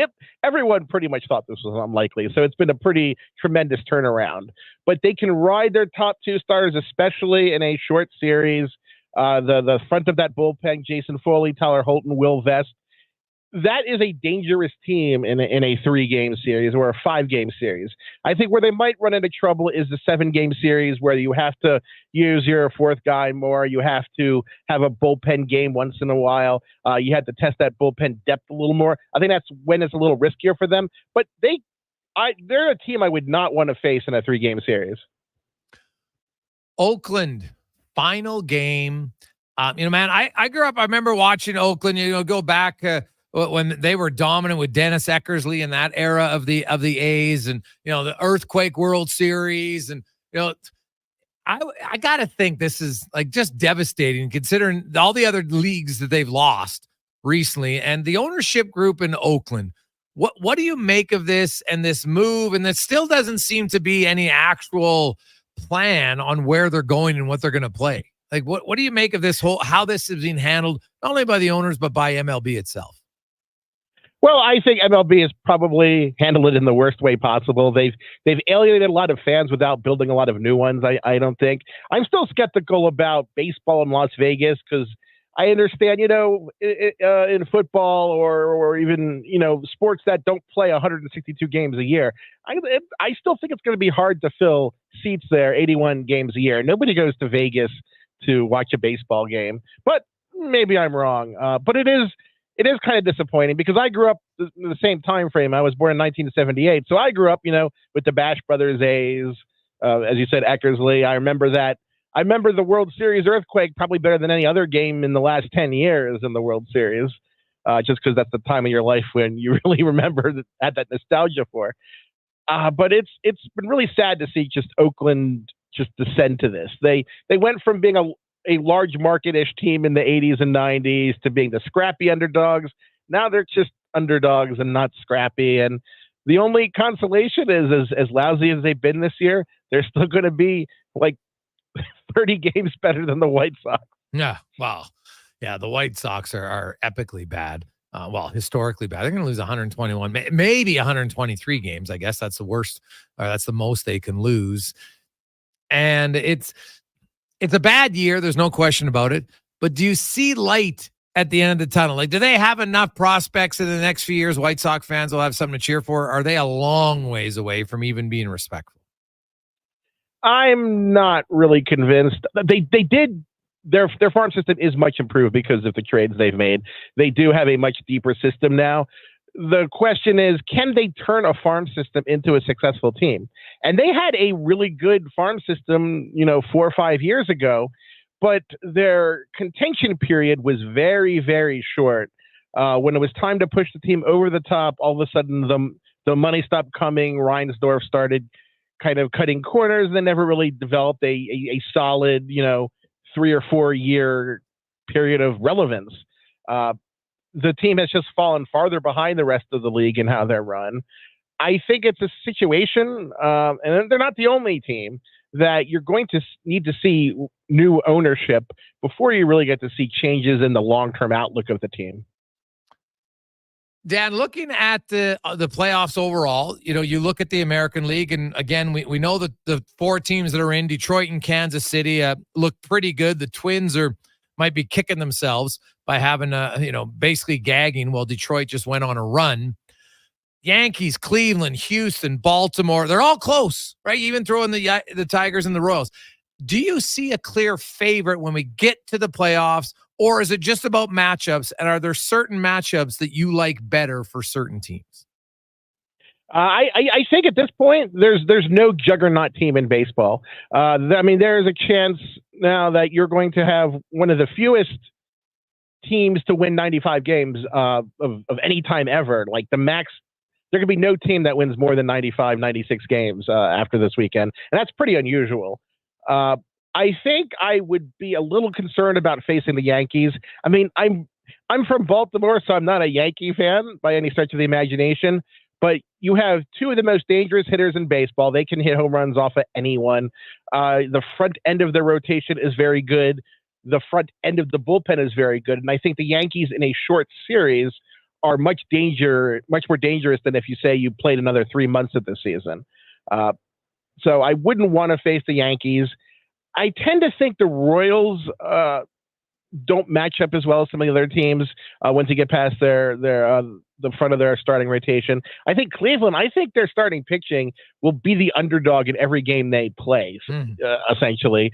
They have a wonderful bullpen, but you have to get that lead before you can hold it. So I'm kind of mentally knocking down the Guardians and Royals a peg. But, the way baseball is, watch Cleveland sweep out the playoffs and win the series in 4.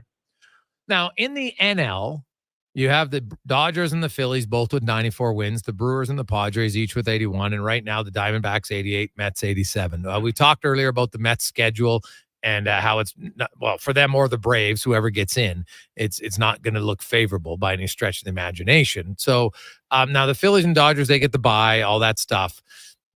The Padres have been really hot for a long time, and we talked earlier about momentum, but when you look at pitching matchups, and now you're going to go shorter, right? Like you don't need 5 starters anymore. Heck, some guys might only go with 3 depending on it. Who do you think has the best starting 3 in the NL as a group? I think that it really comes down to the Phillies. They have the best starting 3 and probably the best starting 4 too, which will help them deeper. I think the Phillies are probably the closest we have to a favorite in the NL. The Dodgers, I mean, they never end up with a poor record, but they've had so many pitching injuries, and they've just barely kept that rotation together. It's like duct taped together, stapled, glued. They're just trying to kind of get through the postseason. I think the Dodgers could be disappointing simply because of that lack of depth if things continue to go wrong. The Phillies are probably the NL team I'm the most scared of. What about in the AL? In the AL, I think maybe again it's because I'm from Baltimore that if the Orioles can get a good start from Dean Kramer, because they're not going to have Grayson Rodriguez back for the playoffs, if he can actually pitch well and keep the game close, the Orioles can be dangerous. But if they struggle, then they have two starting pitchers and they have probably the weakest bullpen of the AL teams. Okay. So we'll see. I mean, Houston, it's easy to write them off. They had such a terrible start to the season. Yeah. And they're still going to finish, near 90 wins. And given where they were still in mid-May below 500 by a good margin, it's pretty impressive how they've turned things around. Yeah, no, it's true. Houston's still the team. To me, they're cheaters, so I never didn't cheer for them. I'd be openly admitted about that. Just like we were having a discussion earlier about Barry Bonds. I'm like, hey, was Barry Bonds a Hall of Famer before he took roids? 100%. But he took roids. And he had basically a 50% increase in his home run best season. Like, I'm sorry, he blatantly cheated. Still bothers. Like, well, you had to, yeah. Go ahead. Sorry, you had to have a bad guy though. Like in Star Wars, in The Empire Strikes Back, Darth Vader changed the deal in the Cloud City. So you had to have the bad guy. You had to have Houston being the evil team. Well, I guess so. Yeah, if you need that in sports, it's true. There is something. Hey, when the Yankees, people love to hate the Yankees at the same time. I get it. So, Dan, if there was one league MVP, not because I think we all know Shohei's winning the NL, but there's some real good candidates in the AL. If there was just one MVP for both leagues, who would you pick and why? It's a tough one. I think for a lot of the season, I would have picked Bobby Witt Jr. Okay. But I think Aaron Judge has just edged him out now. Judge is having basically one of the biggest. I mean, you look at what he did a few years ago, and it was one of the best seasons ever for an offensive player. He's bettering it this year relative to the league. We're looking at kind of his peak, and you'll almost never see anyone play better baseball than Judge has done. Yeah. And some of the stuff he does is he actually plays a not terrible center field, which is shocking because he's a 6'7", 300-pound guy playing center, and he's pretty good at it. Well, to me, that's honestly, and I'm glad you brought it up because as much as I love Shohei Ohtani, he's only a DH this year. He's not like, now if he's pitching and hitting, that's totally different, but he's not this year. Yeah. And as great as his at-bats have been, he doesn't play defense. And so if there was a league MVP for both, he wouldn't be my guy. He wouldn't be ahead of Judge or Bobby Witt, to be honest, for me.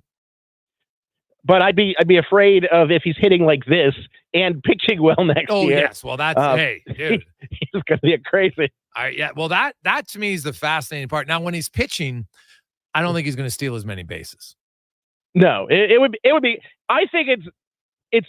They wanted to chase the record, but I think arguably it was crazy to have him steal this many bases because there are a lot of injuries when there's a lot of base running.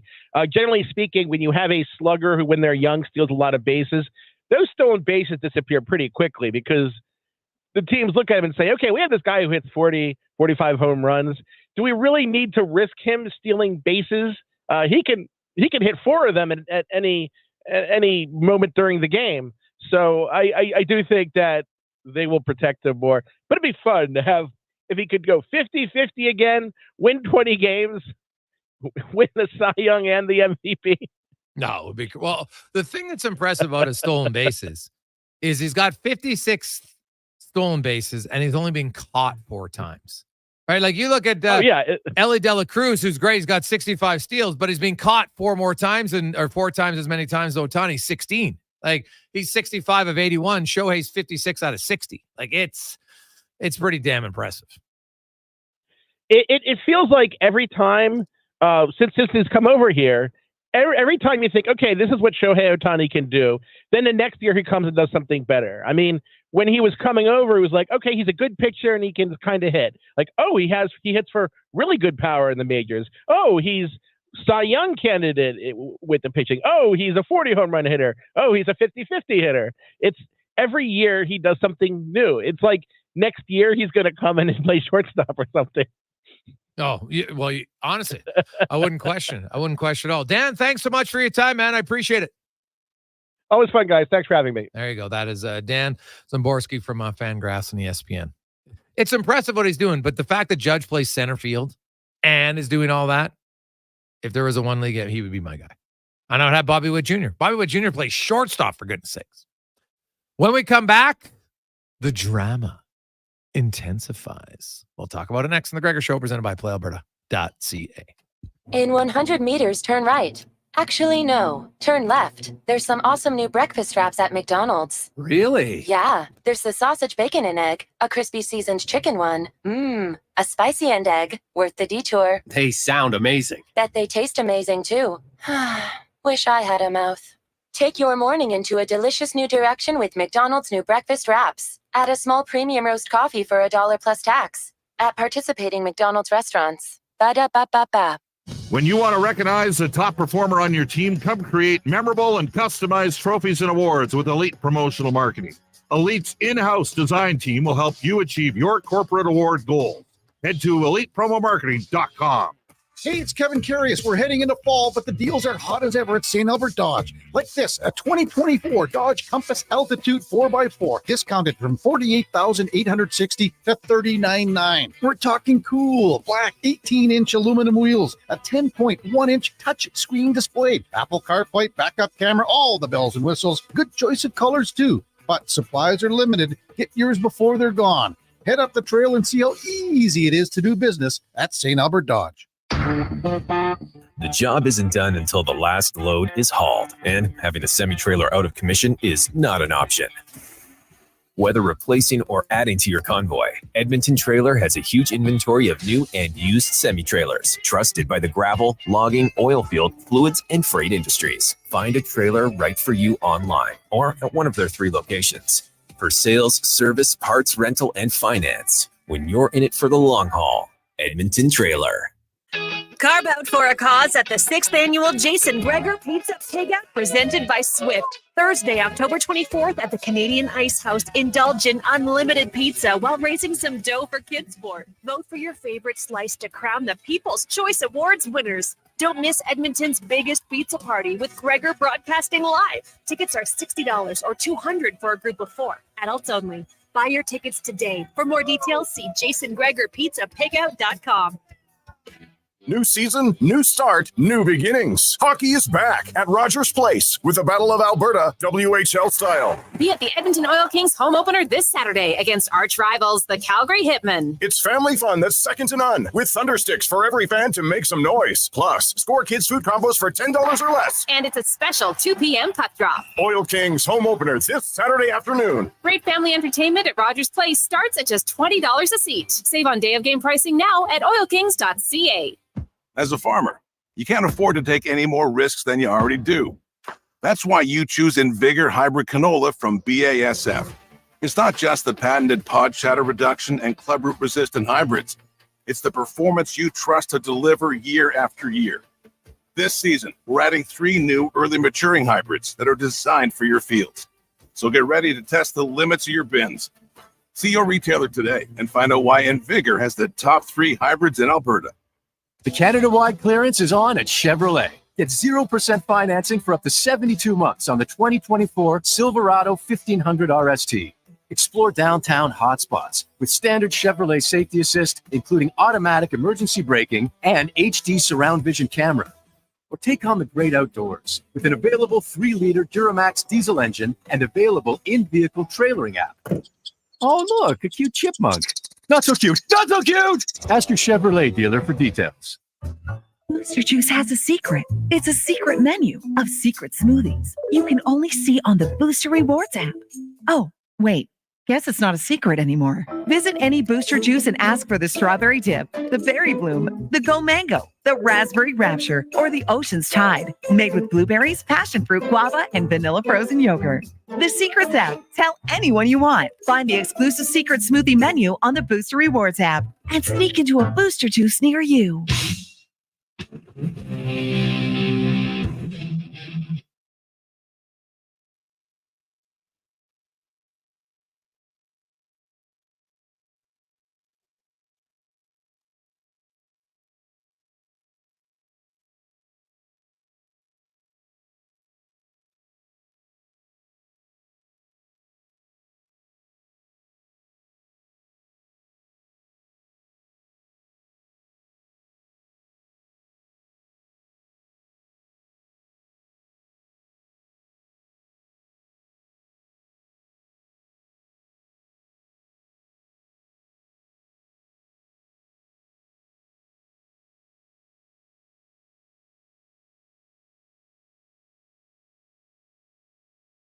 Sports 1440.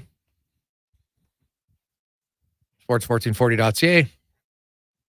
Also, Orders Nation, YouTube, Facebook, and X. Thanks for watching and listening to the show. We appreciate it. We'll speed things up now in the Racing Report, brought to you by Cantork. They offer sale, rental, repair, and calibration of hydraulic, pneumatic, and battery-powered torque wrenches, stud tensioners, and flange maintenance equipment. Learn more at cantork.com as Colin Livingston joins us out in Vegas. Colin, how you doing? What's going on, Gregor? Hey, man, there's lots happening. Today. What's out in Vegas?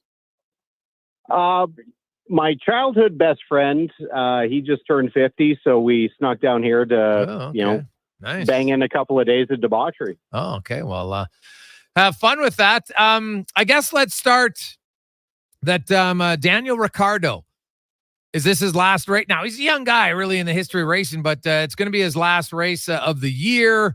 Do you think he's done as a race car driver in F1? Absolutely. I don't think he should be. I think he still has the talent. I think he still has the drive. What's really funny is I see a lot of posts happening, through social media, people, fans, people who are kind of associated with racing, talking about deserving a ride, people who deserve a ride. Racing is a very cutthroat business, especially when you're at the upper echelons, and not just F1, but I mean the upper echelons of F1, places like Red Bull. It has nothing to do with who you are as a person, has nothing to do, like a lot of the time it has nothing to do with your abilities as a driver. It's just who can bring the sponsor dollar in, who can theoretically do the similar job for a quarter of the pay. It has nothing to do with necessarily who's going to do the best job on track. It's more about who's going to give you the most value for dollar. And right now, the group has decided that Danny's best days are behind him. I don't believe that's true. I think you could put him in any, top tier ride and he'll still get it up front. But, at the end of his career, it's easy to say he's too old or he's past his prime, and now they're trying to make room for Liam Lawson. Whether it's fair or not is a different discussion, because the last 2 weeks the two guys who've racked up the most damage are Perez and Sainz. Took each other out in Baku.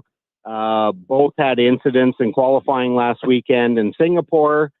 They're able to keep on racing because they're under contract and, still at the right age, or they still potentially have the right potential. And Danny hasn't really created a lot of trouble, but someone flipped the switch and decided that his time is done, and I guess that's it. But it has nothing to do with fair. It has nothing to do with deserved. Just kind of a fact of life. When Danny moved his way into F1, somebody else moved out, and that's just kind of the natural order. Now, looking at the FIA, they penalized Verstappen for dropping an F-bomb in his press conference, but they didn't fine him. He actually gets community service to be served, which I didn't even know that was a fine. I didn't even know that was allowed, that they got to do it. So obviously he wasn't happy about it, gave really short answers in his next press conference. But then he even hinted that dealing with their nonsense might have him considering retirement sooner than later. Now, that I get a sense from that's Max being a tad hyperbole, or am I wrong? Could he actually walk away because he's that upset in dealing with them? Yeah, I mean, these press conferences are required, and as much as we can, sugarcoat, how these drivers talk, they have PR people, they have a lot of guidance about, the politically correct answers, how to give the right spin on things, not to fall for the bait. At the same time, let's face it, these guys are race car drivers, and, some of them are well educated. Some of them are just, purely skilled at what they do. But, the plain simple truth of the matter is, I've spent a lot of time around a lot of race car drivers. When we're sitting in the haulers, when we're sitting in the car, when we're talking on track, we're not getting awards for being poet. We're not getting a lot of awards for our eloquence, and because we could string together a sentence. It's very emotional. It's very locker room style. Max made a bit of a mistake because, he dropped an F-bomb during a press conference where they asked him about the car, and he basically said the car wasn't very good. He used the F word to describe it. And the FIA is deciding to, turn this into one of the hills that they want to die on, because they want to present these guys as, really upstanding human beings. Really, everyone that's raised, they're good people. It's not about that. It's the fact that race car language is not Maya Angelou. We're not poets. We're not writing novels. And in general conversation, there's a lot of profanity. Guys like Max, they didn't learn English as their first language. I mean, he's Belgian and Dutch. A lot of the time they don't really understand the implications of what, certain words mean in English. But for the FIA to turn this into a sticking point is really it's truly silly. You've got one of the greatest drivers of his generation, and they're trying to vilify him because of how he speaks. Has nothing to do with how he interacts with fans off the track. Has nothing to do with how he drives. Just kind of a point of monotony. If you mic'd up any athlete in any stick and ball sport, don't know what people would expect, but as players, as athletes, communicate with coaches, with fellow players, it's a fact of life. Sometimes you just have to get over it. Colin was enjoying this. Lando Norris finally breaks through when he wins a race when he's had the pole. He'd had 5 previous poles and wasn't able to win. This time he does. What did you see as the difference for him? The car was so good. Lando's thing was he seemed to, I don't want to say he choked, but he seemed to really have an issue with the starts. He got overtaken, was never able to bounce back. This time, I mean, he spanked everyone. They were about 8 laps in. He had a 5-second lead. The team came over the radio and said to Lando, we'd like to get at least a 10-second lead by the early teen laps. he decided to push a little bit harder, use what the car had. He went about a second a lap faster than Max. By lap 10, he was 13 seconds ahead. Like, he had the race in hand. The car was so good. The team actually executed the strategy properly. At the same time, Max drove a great race, finished second. Piastri wasn't able to get up to him. It was just McLaren is really the team to beat right now. Be interesting what happens in a couple of weeks when we get back to it. Mercedes has some significant upgrades they're releasing. Everybody's going to have upgrades. Totally different track to what we've seen the last 2 weeks, where it was kind of street racing, back to a road course, like a proper purpose-built road course. And then, following up with that to Mexico. Really, really going to be interesting. The next two races are I think they're going to tell the tale of whether or not Max can hold on to the Drivers' Championship. The Constructors is pretty much in McLaren's hands now. Yeah, and that obviously it's been a while. We've always talked about that. Now, did you see? I know you're not the biggest Horner fan, but Toto Wolff was upset that Horner mentioned they would seriously consider George Russell when his contract is up in 2025 to join the Red Bull group. Toto said Christian's always trying to stir things up. Now, but didn't Toto Wolff earlier say that he was interested in Verstappen? Like I know that F1 at times, I think they just love to create the drama, but now I know like they in the NHL, you're not allowed to talk about people that are under contract. Right? It's, hey, I can't, you can't say that. They consider it tampering. Obviously in F1, there's no ramifications for a guy like that saying, hey man, we'd really like to think about George Russell, even though he has another full year on his contract. Yeah, I mean, the rules are similar in F1, but what they're talking about is when these guys come out of contract or when they can execute clauses in their contracts. Toto, again, I really like to dump on Christian because, in my opinion, he's the biggest hypocrite in the league. He's done a great job for Red Bull. He's really advocated for his team. But, Christian is the guy that when they kind of hit on the regulations with this new ground effect car, he told everybody else to build better cars. Now, their car's not as good. He's telling everyone, or he's telling the FIA that whatever anybody else has, they need to change the rules. But Toto's been very, very active targeting Max to join Mercedes whenever they can get him, whether it's 2025, 2026. So for him to, get his back up that Christian is targeting George Russell, again, little bit of hypocrisy there. He is without sin, cast the first stone. You can't get all that upset because somebody's playing by the rules and doing exactly what you're doing. So, it's all part of the game. It's all gamesmanship. They know what everybody's doing. These guys are going to end up, Max will likely end up with Mercedes in 2026. Which means that they'll have Kimi over there, which means George Russell is expendable. He'll end up at Red Bull or, potentially Ferrari or wherever. And the world goes on. I mean, the teams remain the same. The drivers remain interchangeable.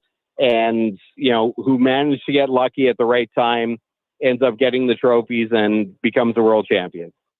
Colin, enjoy Vegas. We'll talk to you next week. There's a little bit of a break in racing. Appreciate your time. You bet. Thanks, Gregor. There you go. That's Colin Livingston, the Race Report, brought to you by Cantork. Let's get to Connor Halley, Sports 1440 update, brought to you by Fountain Tire. They've teamed up with Sports Central. This is the final Saturday. This Saturday, you can push them over the top. The goal was to get 1,000 bikes for Sports Central. If you have a bike that needs fixing up, just donate it. Go to sports1440.ca. You'll see all the locations at Fountain Tire and Sports Central and more. The Sports 1440 update. Week 4 of the NFL season kicking off tonight. The Dallas Cowboys heading to east to Rutherford, New Jersey, taking on the Giants. Sound gets going at 6:15 Mountain Time. In the NHL, the preseason does roll on. The Bruins take on the Rangers, Sens host the Sabres, Canadians up against the Leafs, Flyers host the Islanders, and the Sharks take on the Ducks. The Buffalo Sabres have named defenseman Rasmus Dahlin as their captain for the upcoming season. He was their first overall pick back in 2018. Major League Baseball, the finale in Oakland. Right now, the Athletics lead the Rangers 3-2. That one is in the top of the ninth. Later today, you got the Yankees, Orioles, Marlins, Twins, and the Dodgers host the Padres. Finals from earlier on, the Brewers knocking off the Pirates 5-2. The Nationals fall at home 7-4 to the Royals. Rays losing to the Tigers 4-3. The White Sox playing the Angels 7-0, and the Rockies over the Cards 10-8. And from the association, former MVP Derrick Rose announcing his retirement from the league after 16 years. He was a three-time All-Star playing with the Bulls, Knicks, Cavs, Timberwolves, Pistons, and Grizzlies, and Olympic champion Maggie McNeil retiring from swimming. The gold medalist in the women's 100-meter in Tokyo Games made the announcement earlier today on a social media post. Coming up in hour 3 of the Jason Gregor Show, we will be joined by John Hoven, talk some Los Angeles Kings, and the last 5 questions. I'm Connor Halley. This has been a Sports 1440 update. Sports 1440, Stingray radio station. CKJR broadcasts from West Edmonton Mall and Wetaskiwin. Download the free Stingray music app and listen wherever you go. Rule number 12, not spending the afternoon tubing on the Pembina? Next, you're going to tell us you don't wear flannel. Summer in Alberta has its own set of rules. And if you're looking to add a little extra fun, Play Alberta has it all. Use promo code SUMMER to snag a $50 casino bonus for casino, instance, and live dealer with your next deposit. Get ready for promotions throughout the summer to help you make the most of those sunny Alberta days, because we all know they won't last long enough. Bonus terms and conditions apply. Legacy Heating and Cooling is your supplier of maximum comfort, bringing you the cool AC you need. You just have to Call Legacy. Call Legacy. for comfort at night when the hot air suffocates you. Call Legacy. For comfort in your wallet with no payments or interest for 1 year. Call Legacy. Call Legacy. You deserve comfort. Cool off today with AC from Legacy Heating and Cooling. Some things just work together. Sticks and pucks, cleats and AstroTurf. Your love for the game and Papa John's passion for better ingredients. Better pizza. Nothing pairs with the game like Papa John's. Crafted with signature sauce, toppings, and original fresh dough. They're the champion of pizza. And now you're the champion of winning deals. Just order at papajohns.ca. Use promo code SPORTS20 and score 20% off any regular menu price order. Better ingredients. Better pizza. Papa John's. That's SPORTS20. I'm Rick Showers from No Bull RV, and the time to think about winterizing your RV is before the snow flies. There's a lot of steps you need to take to winterize your trailer or motorhome. And you have to get every step right every single time. Right, Rick? That's right, Bob, because if you make even a little mistake, you might not realize it till spring. By then, it's too late to fix what you got wrong. Hey, Rick, do you winterize your own trailer? Not anymore, Bob. I hired people who are smarter than me. Genius technicians who check Rolling every through. component. Dozens of systems to be maintained and protected. And today, we offer that service to you, starting at $99. Every winterization package comes with a full report in writing, so you know what to expect come spring. If you're confident to do it yourself, have at it. If you're like me and you'd rather have this done by somebody who knows what they're doing, then come to Noble, and we'll take care of you. And that's Noble. NoBullRV.ca.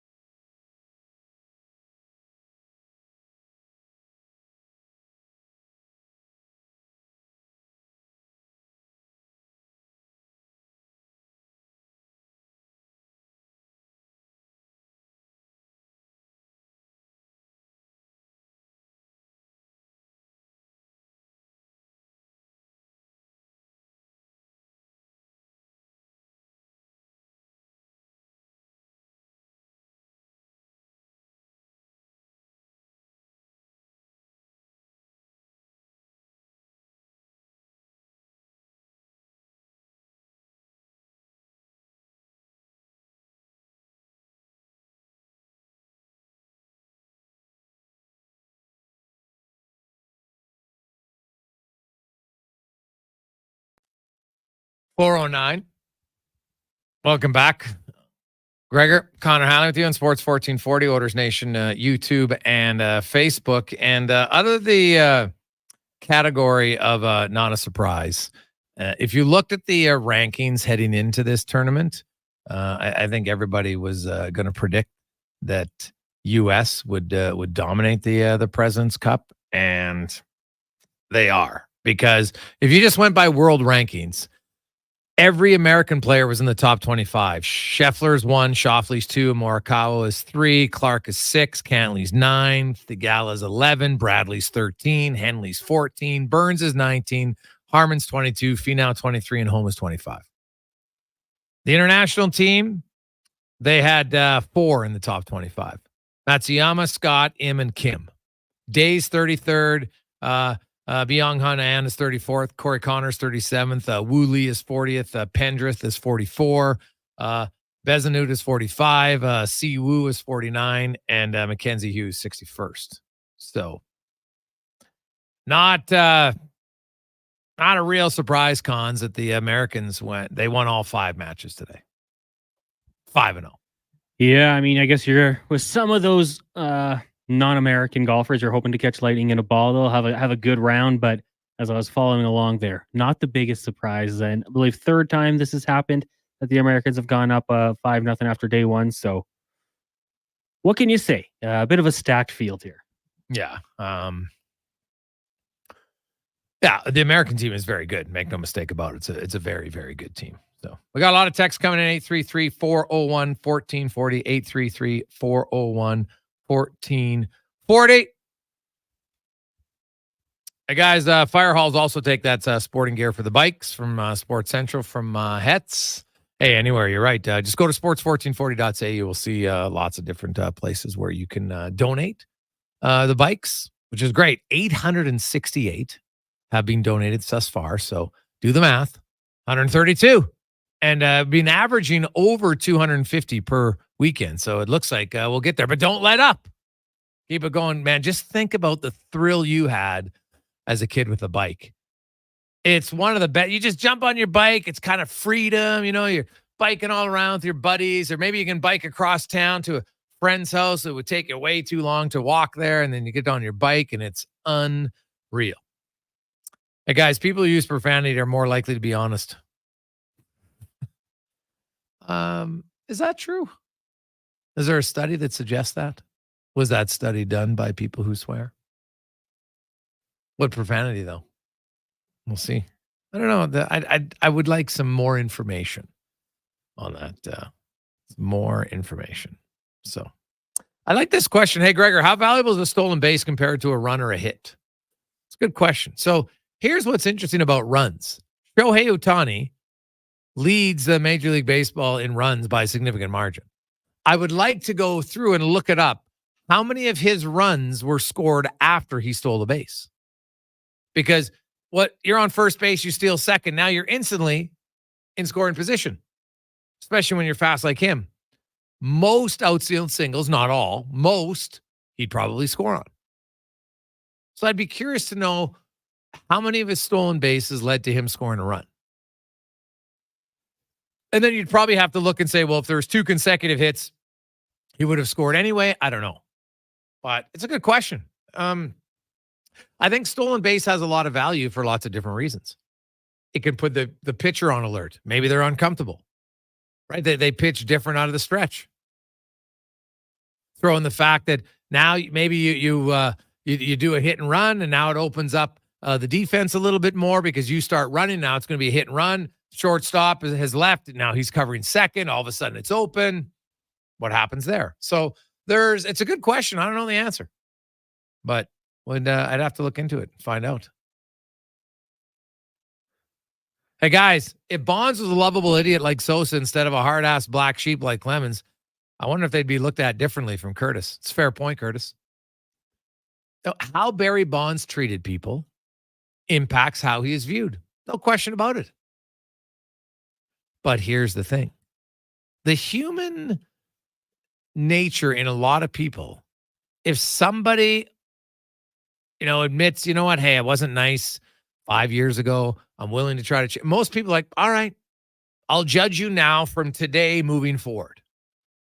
on certain things. Like there are some things that are really hard to forgive.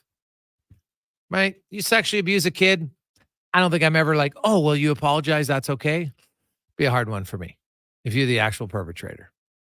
Right? It's going to be hard for me to ever forget that. Now, if you told me to bleep off once or twice, whatever. Right? So there's different levels of what you do that's disrespectful, that forgivable, or one where is more, maybe a better word is forgettable at that time. So. Hey, guys, I have to disagree. Ohtani's doing things that put him in a league of his own, things that have not been done ever. Judge is having a phenomenal season. If there was no Shohei, he would be making a lot more noise. But it's whispers for Judge because of what Shohei is doing now. Well, here's the thing, Ulsterman. So last season, you had Asuna hit .336, steal 73 bases, hit 41 home runs. So now 50 and 50, you're right, has never been done before. But if you're 41 and 73, how much different is it? I think it's a fair question. And Ohtani's not hitting .335 at the same time like he was. He's hitting .301, which is still very good, don't get me wrong. And he's not playing defense. So I think we always have to be, I read an article that was very fascinating about it because it's like, hey, 50-50 is a great number and we get excited about it and that's totally valid. But if you go through all the numbers of Osuna's season last year, as a position player, not a DH. Now, what Shohei does is when he's pitching, but this year he's not. And I think it's probably impossible. So when he pitches and hits, I don't care if he steals bases. It's freakish. No one's ever done it. It's amazing. The fact that he already did it last year, out of this world. But we're just talking about this season alone. This season he's had this year is good, but it's not, oh my God, unreal. Yeah, no one went 50-50. But if you go 45, 43, 71, like, is it that crazy better or worse? Right? Aaron Judge, what he's doing this year, and he's playing center field. He's got more home runs. He's got more RBIs. Now he doesn't steal bases. Valid. But other guys have done, similar. Now 50-50, no one's ever done. Other guys have done 40-40, 40-70. Obviously, people have done 45, 65, but not this. So it's a fair point. But now, if he was pitching this year, you're right. Last year, I think what Ohtani did last year is more impressive than what he did this year for me, because I think pitching is harder than stealing bases. But the fact that he can do all of it is what's impressive. But this year, he's technically not pitching. But the fact that he does have the speed to steal bases, and he has the power to hit home runs, and he has the ability to pitch. Now, if he puts it all together next year, now we're talking like what he's done this year is really good. But I think it's a fair question. Is it better than Asuna's season last year? And go look up the numbers. You look up slugging percentage on, go look it up all. It's not like, oh my God, we've never seen it. Now, you've never seen 50-50, but we hadn't seen 41-70 either. It just doesn't get talked about as much. Because home runs still sell, man. They just do. But 41-73 over 50-50. Which one's better, Cons? They're different, right? They're different. I don't know if we can say better. They're a little bit different, for sure. Yeah, I mean, that 73 for Acuna, that's absolutely crazy, right? When it comes to stolen bases, that's a crazy clip. Got him the MVP, of course. But the 50-50, like for no one ever to do it. And then also the fashion in which he did it. But no one had ever done 40-70 either. Yeah, but it just doesn't get talked about as much. Yeah, and really, I mean, hey, like 41 to whatever we're going to finish here with, like it's going to be 10, 11, 12, 13, like pretty close. Stolen base is going to be 20 apart. Mm-hmm. Both great, yeah. Both deserving of MVP. Hey, guys, Pete Rose is a Hall of Famer. The WWE Hall of Fame. What? Is he really in the WWE Hall of Fame? Spruce Grove Corey? I did not know that. Really? How can he be in the W? Did they just put him in there because he's not in the Baseball Hall of Fame? WWE's always smart about marketing. Is he actually in it? He is in it, yes. Really? He appeared at WrestleMania on 3 separate occasions. And that gets him in the Hall of Fame? I think that's got to be a little bit of a... Yeah, that's a WWE. Yeah, they're putting him in because he's not in the MLB Hall of Fame. That's actually smart. I get it. So... Hey, guys, things that always make me go, huh? Chiarelli signing cost. Yeah, okay, but that's a decision. So we're very true. We'll never understand that one. That was a decision that was made. I'm just talking about like great productive seasons. We're trying to have a positive spin where somebody has a really good year and you're like, what? What happened? How did it not happen? Hey, guys, rookie's a rookie. If you're a 30-year-old Russian millionaire that played in the K, maybe decline the award so you don't look like a college guy at a high school party. Colin. Wow. How many people decline big awards, though? That's a good question. You know anybody? Hey, we're going to give you an honorary whatever. People, no, I don't want it. Now, maybe someone has. I got to think somebody has. I just don't know about it. Probably never hear about it because the school doesn't want you to know that you turn it down. But there's got to be some things people have turned down. Have to be. Hey, guys, cheaters don't belong in the hall. Full stop. Can't justify it. From Ogie Bear. Well, especially to that degree of cheating. You're taking Roy where there's a clear advantage. Clearly. No one can doubt it. Dolly Parton declined her Rock and Roll Hall of Fame nomination. Because she doesn't feel she's a rock and roller? Yeah. She's all in class. She's in the country music one? I would have to think so. Well, I'd have to think so too. Yeah, that's fair. I don't know. But is rock and roll only rock and roll though? Or is the rock and roll, isn't that just a music hall of fame? Or is it two different, is there all different ones for each category? I want to say they did induct some rappers into it. That's what I thought. Like, shouldn't there just be one music hall of fame? Like the best of the best? That would be my thought. Tribe Called Quest is in there. Beastie Boys. Hey, boys, stolen bases all get better value depending on who's the bat next. Well, yeah. At the timing of the game, right? For sure. It's a valid question.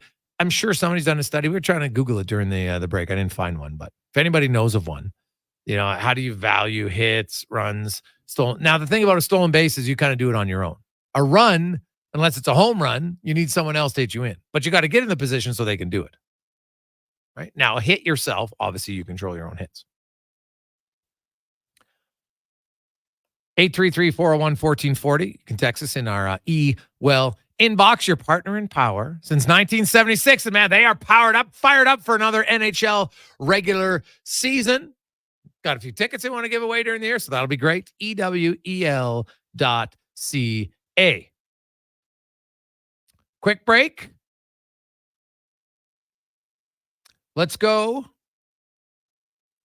to quick. And when we return, we're going to talk a little bit more hockey. And this is not good news if you're a Kings fan. Drew Doughty out. How long? Depends on what else they find. But he's got a fracture. He's going for more tests, see if there's other structural damage. The Gregor Show presented by PlayAlberta.ca. At Fountain Tire, we love jingles. Get up to 25% off select tires. Until October 19th. Plus a bonus $50 off any service of $150. Restrictions apply. Book online today. Fountain Tire. We're on this road together. Introducing the Female Super League. Female hockey is on the rise with more women playing the game than ever. Join us as we pave the way for the future of women's hockey. The FSL is more than a game. It's a movement and an experience for the motivated female athlete. Teams will compete in a showcase-style format featuring consistent interprovincial competition. Come be part of the journey as the 2024-25 season unveils a 12U division, as well as the launch of a groundbreaking progressive body-checking 14U division. For more information, visit FemaleSuperLeague.com. Something just work together. Sticks and pucks, cleats and AstroTurf. Your love for the game and Papa John's passion for better ingredients. Better pizza. Nothing pairs with the game like Papa John's. Crafted with signature sauce, toppings, and original fresh dough. They're the champion of pizza. And now you're the champion of winning deals. Just order at papajohns.ca. Use promo code SPORTS20 and score 20% off any regular menu price order. Better ingredients. Better pizza. Papa John's. That's SPORTS20. Excavators, loaders, lifts, compaction equipment, and more. Find the XCMG construction equipment you need. Available for rental or sale at Japa Machinery Group. Japa, helping build Alberta from the ground up for 50 years. Visit japamachinery.com. It's wall-to-wall savings at The Brick, where you can find deals for every room in every department. Take up to $540 off sectionals and find other amazing savings on all the essentials for your home, like up to 40% off mattresses and up to 25% off dining and bedroom furniture. Plus, don't forget about your kitchen and buy more, save more, up to an additional $300 off select major kitchen appliances. Some exclusions apply. See in-store for details. The Brick, saving you more. Sipping gin and juice, just trying to stay cool. And I'm sweating buckets bigger than a swimming pool. Cruise to Heritage Mall to enjoy some AC. Then my shorty hears the homies from Legacy. I say, listen, yo, where we gonna get the dough to pay Legacy from the radio? He says Legacy Heating's got a deal that's the bomb with no interest or payments flipping all year long. No money, no problems. That's the life that I choose. Chillaxing with thousands of BTU. Doing whatever the heck that was. That's how you build a legacy. Legacy Heating and Cooling. Find the perfect tractor for any job at Edmonton Kubota. Their massive selection of compact tractors has something for everyone, whether you're tackling small tasks or big projects. And right now, take advantage of 0% financing for up to 72 months. It's never been easier to get the power and reliability you need. Come down to Edmonton Kubota today and drive away with the tractor that's just right for you. Edmonton Kubota, where your perfect tractor awaits.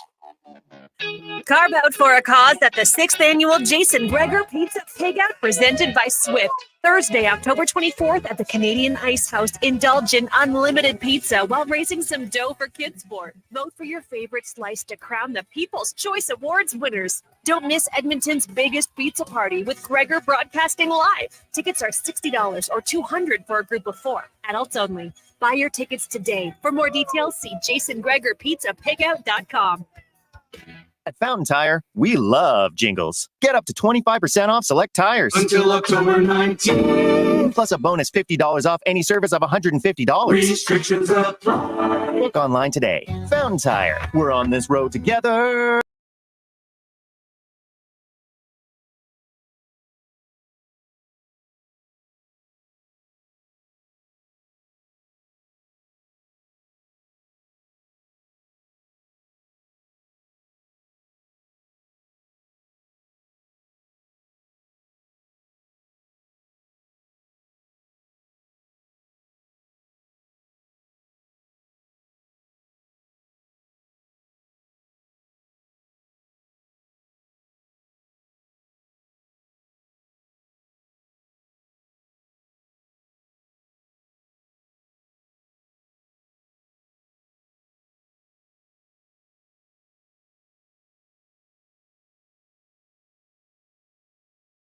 Or 25. Welcome back. Ooh.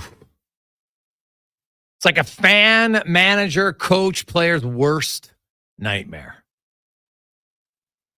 A future, well, especially when it's one of your best players. You don't want it to be any player, but definitely not one of your best players in a preseason game in what looked like, kind of a harmless play that happens a lot over the course of a season. And unfortunately, it did not end well for Drew Doughty and the Los Angeles Kings. He's got a fracture in his ankle. Is going for more imaging and hoping that there's no other damage around it. As we go around the NHL, brought to you by McDonald's and the Big Arch. The most McDonald's you can have in a burger. And just like all the others, it's made with the 100% Canadian beef patties. Try it now. You won't be disappointed. The Big Arch at your local McDonald's, which are all locally owned and operated by Edmontonians. As we welcome in the mayor, John Hoven from Mayor's Manor, LA Kings reporter. He put out the video last night. The minute I saw it, I was like, oof, that's not good for Drew Doughty. John, welcome back to the show, man. How you doing? Well, Greg, it's always good to talk to you. But, you brought me on today with California Dreamin'. I think maybe a song about nightmares might be more appropriate given the activities from last night. Yeah, it's true. It's and Drew Doughty's a guy who's been very healthy for much of his career. And when you watch that play, like I watched the video a few times, and like it does, guys battling for the puck, it happens, and then it's just a freak one how he kind of falls down, his right leg goes back and pinches his left leg up against the boards, and boom, the minute he fell down, I was like, okay. That's not good. I was looking up online. If it's just a fracture, best case scenario, it's still 8 to 10 weeks, right? So they're minimum probably 2 months without their best defenseman. Yeah, it's one of those situations where I think Doughty sort of gave everybody initially some false hope, because when the play happens into the boards, you think, oh no, that does not look good. But Doughty didn't react immediately like he was in tremendous pain. So it was like, oh, well, maybe it's, not as bad as it looked. And then obviously once the trainers get there and then they're sort of helping him off the ice and he's not putting weight on it, then that there is a problem. So yeah, it's difficult to speculate exactly on the timeline. As you said earlier, we're all sort of waiting for additional imaging at this point. And once that comes out, then, is surgery required? How long is it going to be, et cetera? But at a minimum, yeah, you're probably looking at least 8 weeks in this type of situation. So the Kings are going to have to shuffle, things around defensively. And Jim Hiller does have a couple of options, which I'm sure we'll get into here in just a few minutes. Well, yeah, that was my first question. So you know what? Hey, opportunity knocks. I can't remember who the coach was. He was like, what's that sound? Opportunity. I remember that at press cars. So that was pretty funny. But it might have been Todd McClellan, actually, for when he was with the Oilers. So you look at the blue line of the Kings, and, they got like Gavrikov, and they got Anderson, and, Jordan Spence, Joel Edmondson. But who do you see on the right side specifically? Like, is this Jordan Spence, like Kyle Burrows, like Brandt Clark? Who's going to jump in here and take more of these minutes? Yeah, it's so funny because I would say 2 seasons ago, all the depth within the organization was on the right side, and they were shuffling to try to figure out what was happening on the left. But heading into the season, and even as we speak right now, the left side is pretty solid with Anderson, Gavrikov, and Edmondson in terms of they know what they want to do there, and they have depth also with England there. On the right side, there are a lot of options, and I think that even depending on how long Doughty is out, the organization is going to look at things differently. But the one thing that I would say is probably pretty clear is that it should not automatically be assumed that Brandt Clark is now going to get those minutes. Yes. It's not the way it's going to work. So Clark is, at least early on, coming into the beginning of the season, they'll play him in, we'll call it limited minutes, in the sense that he's not going to be, just getting 25 minutes a night. His ice time, I think most people would presume that it's going to increase as the season wears along, as the coaching staff becomes more comfortable with him. His teammates become more comfortable and have confidence in his ability. We all know what he can do offensively, but he needs to show up defensively at the NHL level. And they're even talking about or looking at, if you follow practice, that potentially using him on the PK. So there's a lot going on with Brandt Clark right now that'll start to settle. You mentioned Kyle Burrows, and it's interesting because it was kind of thought as almost, a throwaway trade, if you will, with moving Carl Grundstrom to San Jose and picking up Burrows, because they were set defensively. They had 7, and Burrows at best was probably 8 or 9 on the depth chart. But now he's been thrust into the situation, as he was last night against Vegas, where, well, hold on a minute, you might need him to play more minutes. So you can move Jordan Spence up to that top pairing. Some people might be concerned about the size of pairing Mikey Anderson with Jordan Spence. So you could see a situation where Kyle Burrows is getting the 5-on-5 minutes in that situation. And then, Spence and Clark are eating up a lot of minutes on the power play, where prior to the injury, Brandt Clark most likely wasn't going to start the season on the power play. So I would say we're going to have to start looking at things on the PP first to look at minutes distribution, but it's not going to be a traditional approach in terms of first, second, and third pairing. It'll be more situational. Looking ahead now to the forward group. And obviously, they made the big trade. Dubois out. Kemper comes in goal. Quentin Byfield, man, I really like the season he had. I like everything about Byfield. I'm assuming, like, is the plan for him to play center now, or is he still on the wing? What are you getting from training camp on Byfield and where he's going to play? Yeah, no, he's locked in at center, and there's an Edmonton tie to it as well, because the plan is to have Warren Foegele playing alongside of him. So it's the third line, or what some people want to call the 2B line. Byfield in the center, Fiala and Foegele as the wings. And really, more than anything, Jim Hiller is looking at pairs that are pretty consistent. So Foegele will be with Byfield, and then what they do on the wing, they'll start with Fiala. We'll see where it goes. Deneau is with Moore. They have Tanner Jeannot there right now. We'll see where that goes as the third option. And then up top, you have Kopitar with Kempe as the pair. And then for right now, it's Ferrier, and we'll see where that goes. So again, some guys can move around. Foegele might see something different. Jeannot might see something different. And as we call it past the 2 or 3 month mark of the season, some of the kids that they're working in and giving some playing time this year, guys like Akil Thomas, Turcotte, etc., they might be able to work their way into some of those middle 6 minutes and shuffle things around. But to start the season, really the only battle, so to speak, among the forwards for roster positioning would be on the fourth line, which is still undecided. You could see Turcotte at center. You could see Thomas at center. You could see Andre Lee cracking the lineup and potentially making his NHL debut. He's been impressive here over the first couple of preseason games. But the top three lines are fairly set among the forwards. So you mentioned Moore is with, the pairing. Moore will be with Deneau. And, Tanner Jeannot came over, big body. Is he going to play on that line to start? Yeah, it's Jeannot, Deneau, and Moore. So you get one easy one and Moore, and then you have the tongue twister between the other two. Okay. Now Kaliev's also banged up, so that opens up a spot. You mentioned Alex Turcotte. Like, he was a 5th overall pick a few seasons. I think it's 5 years ago now. Where's he at his development? Well, I would say this. Probably the three most impressive players, and very small sample size. We don't want to overreact, right? But the three most impressive forwards thus far in training camp and the 2 preseason games that have already taken place in no particular order would be Quentin Byfield, Alex Turcotte, and Andre Lee. Turcotte looks like a man possessed. He's hunting pucks. He's making plays. He's showing really the Alex Turcotte that we saw at the World Junior Championships with Team USA. When he's been healthy, he's been somebody that's been in and around the puck at the AHL level. But now you're seeing him play with kind of the next level of skill in terms of being surrounded more by NHL players.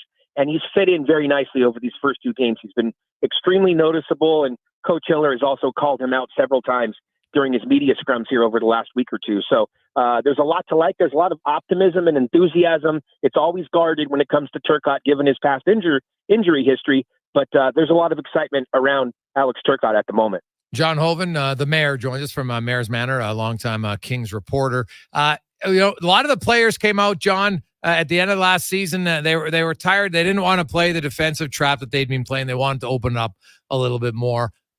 Hiller said that's something they're going to do. Have you seen a noticeable difference?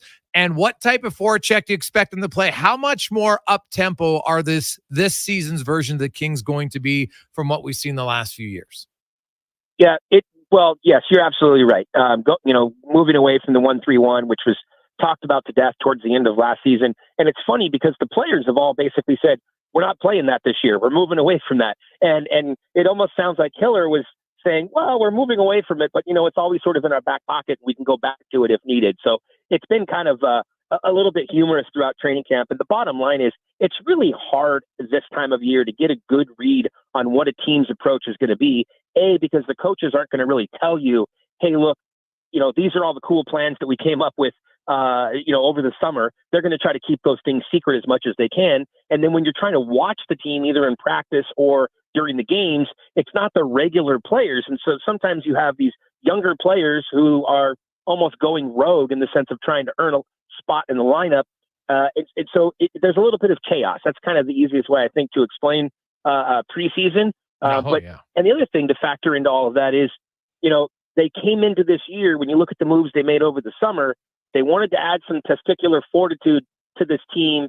We've heard terms like snot, other terms, but the point is they wanted to play a little bit more of a heavy, physical, kind of in-your-face game, and that's going to change their style as well. So there's a lot to watch, and I think really where we're going to see more of who the Kings are going to be is when they leave and they go to Quebec City next week. They're going to finish their training camp in Quebec City, and they're going to play the Bruins. They're going to play the Florida Panthers, and I think you'll see more of what's to come with this year's team in those final 2 preseason games.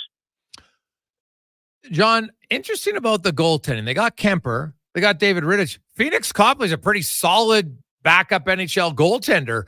I think is the plan, like, they're not going to carry 3, so I'm guessing he might go on waivers? Did you say Copley? I'm sorry, you cut out there for a second. Copley, Yeah, Copley's the 3rd goaltender. The plan is to have him in Ontario this year again, assuming that he clears waivers. He's coming back from, a major reconstructive knee surgery as well.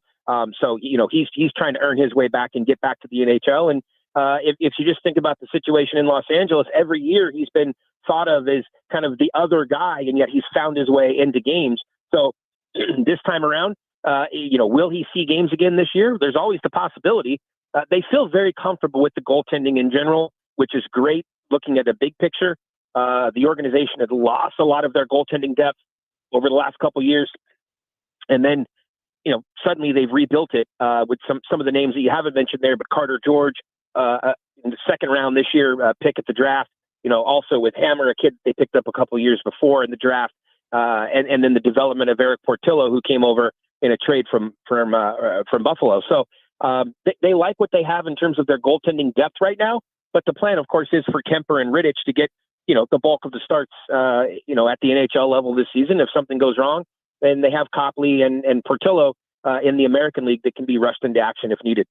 John, one other young player that I've always been interested in the Kings development system, he was pretty highly touted. A lot of people were really excited when the Kings took him in 2018 in the second round, Akil Thomas. And last year, without question, was his best pro season. Right? He had 22 goals, 46 points, and he finally got into some NHL games, and he scored. He had 3 goals in 7 games for the Kings.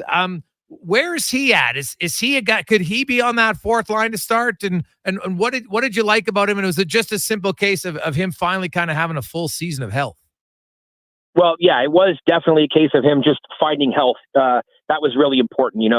He'd gone through shoulder surgery on both of his shoulders, trying to clean some stuff up that problems that he had from junior and whatnot. But I've always been a big believer in Akil Thomas. I think, you talk about character and just the type of person that he is off the ice. You believe him. You know that he's a good player and a good person, and you believe him when he talks about the dedication that he has to the game. And he should be an important, interesting sort of Swiss Army knife for the LA Kings this year. He is penciled in as the fourth line center right now, and he'll get some PK responsibility as well with Trevor Lewis. That's the pair. We talked earlier about pairs on the top 3 lines, but the pair on the bottom, or on the fourth line, is Thomas at center with Trevor Lewis on the right side. Most likely Turk on the left side. But the point about Thomas being in the middle is that Thomas and Turcotte, when they played together in Ontario at the AHL level, they had a lot of chemistry and they worked off of each other very well, complementary type players, and they interchanged between center and wing quite often. And so that does give the Kings a little bit of flexibility on that fourth line with Turcotte and Thomas. But to your point, Thomas wasn't playing on the fourth line exclusively when he came up for those 7 games last year, and he was able to fit right in and look like an NHL player, not only in the 3 goals that he scored, but just the way that he approached the game overall. So it will be interesting as the season wears along to see, can he earn some more minutes and potentially get some time up in one of those bottom 6 roles. He's not somebody who I think will score 30 goals at the NHL level, but when you think about guys like Alex Iafallo, who carved out a pretty nice, NHL career playing in Los Angeles, you could see Akil Thomas playing in a role similar to that, where he's a Swiss Army knife that can move up and down the lineup as needed. And what about Samuel Fagemo? He had 43 goals in 50 games in the American League last year. Like, those are huge numbers. He's not an old player at all. He's still only 24 years of age, and I know he's had, very, small sips of cups of coffee with the Kings over the past 3 seasons. Is he a guy who's a really skilled AHL player, but maybe just can't play a bottom 6 role in the NHL and isn't skilled enough to be an NHL top 6? Where do you see him? I would be willing at this point to argue that point with just about anybody, because for people to make definitive statements, not that you did, but when people make definitive statements about him and say, well, he's not an NHL player, there isn't a body of work there enough to really say whether he is or isn't an NHL player. Somebody's going to give him an opportunity at some point. It's going to be a challenge for him to earn playing time in LA. But here's the problem. They also don't want to put him back on waivers. They put him on waivers last year. They really didn't want to. They were in a squeeze, and they were fortunate to get him back. And when you score 43 goals in 51 games, whatever it was, even at the American Hockey League level, that is very difficult to do. It's not like it's happening all across the league every year. He was good for about a goal a game, and he was just a tremendous player for the Ontario Reign last year, and he has definitely earned a look at the NHL level. The question is, can he find that time in Los Angeles? I talked earlier that the fourth line is really the only line that we're not sure exactly how they're going to start, and it begs the question, well, if Fagemo is going to get in there, who comes off that fourth line? Is it Thomas? Is it Turcotte? The good news is that both of those 2 players can play center, or Sammy's going to end up playing on the wing. So anything's possible, but you really need to, I believe, give him, 10 or 15, 20 games at the NHL level before you're able to determine what's going to happen with him. Oh, the kid can score. Yeah. John, I'm totally with you. And the reason I bring it up is because there's guys like that in a lot of organizations. Like there's people here in Edmonton, they can't put Raphael Lavoie on waivers because he'll get claimed. And I'm like, well, not always. And there's lots of guys. Every organization has a few players that are really good in the American League. And for whatever reason, whether it's coach didn't like them or whatever, they never got an extended opportunity. And man, when you score 43 goals in 50 games, you mentioned last year the Preds claimed him and then they put him on waivers and LA was able to get him right back. And so they were able to keep him. But like I look at that and there's got to be like Anaheim Ducks. I can go down the list of teams that would say, geez, right? Like here's a guy we should take a shot on. Like, are you kidding me? 43 goals in 50 games when you're 23. It's not like he's a 28-year-old. He's 23 doing that. Well, and that's my whole point is that he might not get that opportunity in Los Angeles. But if I'm a general manager, who's looking at the waiver wire and I want to take a chance on somebody, that's the type of kid that I want to take a chance on. Because there's something there. He just has to find the right situation. And I think that he could be a player at the NHL level. John, great stuff, man. We'll be watching to find out because I'm sure you'll be one of the first guys to have the news on Drew Doughty. It's obviously terrible to start. Looks like minimum few months and hopefully nothing longer for him. Well, great talking to you, and I'm sure we'll talk again soon. You betcha. There's John Hoven, the mayor, longtime reporter for the Los Angeles Kings. But I'm telling you, like Samuel Fujimo, you look up his numbers, right? Like when people say the Oilers can't do it we can go through almost not every organization, but there's lots of them that have guys like that. Like 43 goals in 50 AHL games as a 23-year-old? You kidding me? That's some pretty legit production, man. Legit production. So now he's only gotten into 21 games. You're listening to Jason calls each of the last 4 seasons, but only for a short time. So does he just need someone to give him a little bit more of an extended time? Maybe, but man, you're the Columbus Blue Jackets. Anaheim, go down the list of teams that are looking like it's like a freebie opportunity if the Kings put him on waivers. So we'll be watching that. The waiver wire is really going to start to heat up here coming up this weekend. So pay attention to it because, some teams will try to slide guys through a little bit earlier because they're like, well, geez, we have Raphael Lavoie. Do we want to take Fujimo? And that's kind of what you hope the other teams are going through. But he's a fascinating one for me to see if he actually gets through. He didn't get through last year, but then they got him back. Maybe this year will be different.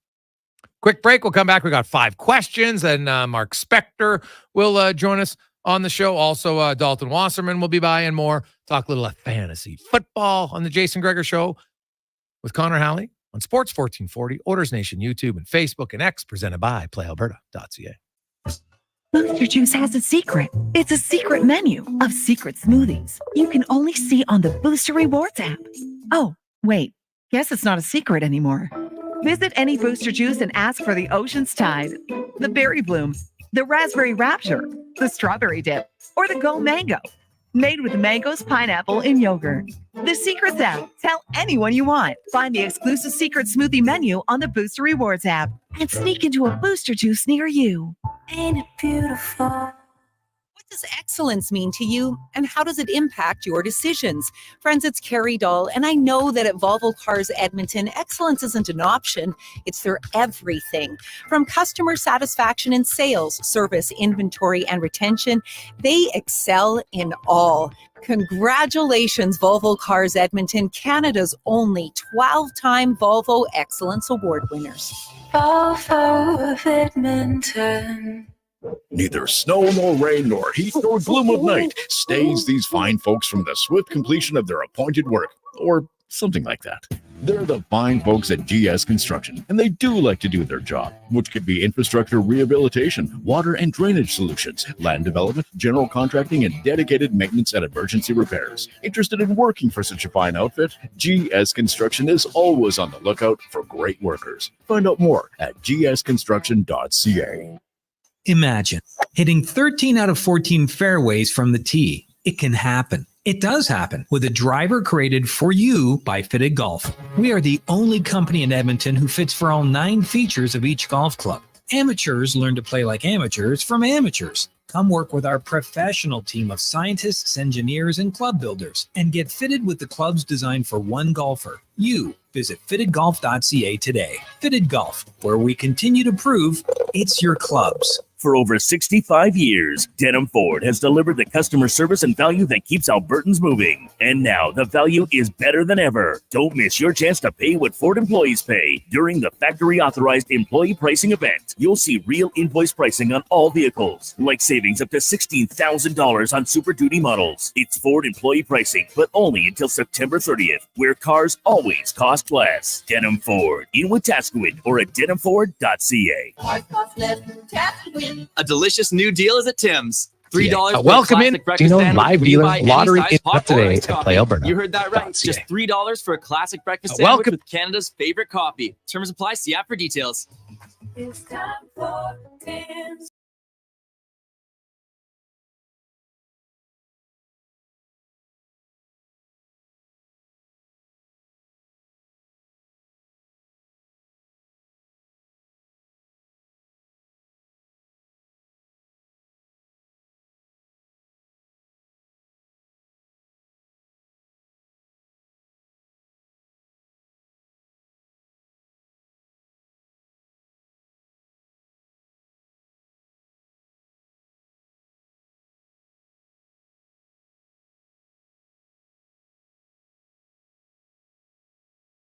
Back. Thursday afternoon, Sports 1440. Jason Gregor, Connor Halley. Gregor Show is always presented by PlayAlberta.ca. You know what today is, baby? It's Thursday. You know what that means? The Daily. No, what am I saying? The Daily Double. Geez, I almost forgot the name of it. I like to call it the Daily Grand. You get $1,000 a day for the next 20 years. Unreal. I know some of you would take the lump sum. I get it. I just want the thrill of getting $1,000 a day. Now, maybe that would wear off after a while, but I'm not sure it would. Like, would it ever really? Like, it would never be a negative. How could it ever be a negative? Just wake up, ching, little beep on your phone. You have a $1,000 deposit in your bank account. All right. Day started good. Every day would start good. I would want it timed. Just send it to me at the same time. Early in the morning. Get your tickets, playalberta.ca. God, I'd like to win it. I think I know I've probably convinced myself I want that more than one of the big draws. Because the other thing is you could just kind of live in anonymity. No one would know. Right? Like $1,000 a day, you're not going to go, well, maybe you would, but you don't have to. You could live very comfortably. Very comfortably. Hey guys, WWE has a celebrity wing. Pete Rose, Arnold Schwarzenegger, Kid Rock, etc. All right. Things I didn't know. It's like an honorary one. Basically, what they're doing is what the colleges do when they give out their honorary degrees. Right? That's essentially what the WWE is doing. Your celebrity wing. Hey, your big name gets us some notoriety. Great. I could see it. It makes sense. Let's get to 5 questions brought to you by The Brick, where they are saving you more all the time. 50% off mattresses, over $600 off love seats, and more. Stop in at The Brick or take your time, shop online at thebrick.com. It's time for 5 questions on the Jason Gregor Show. All right, Jason. Question number 1. Last season, the Edmonton Oilers had 8 players score at least 12 goals. How many this year on the Oilers roster will tally at least 12 goals? Go ahead.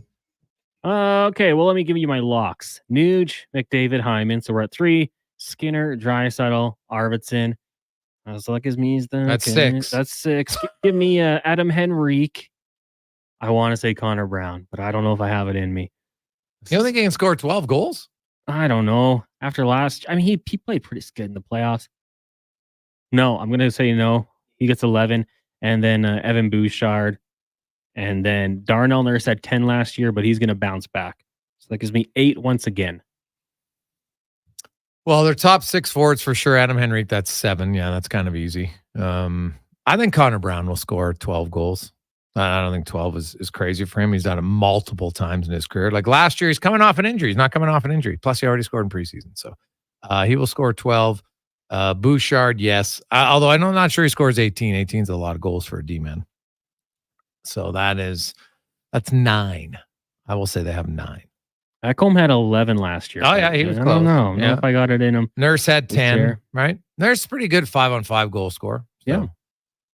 Career high for Ekholm last year. So, yeah, I don't have him, but I got Darnell Nurse getting in there.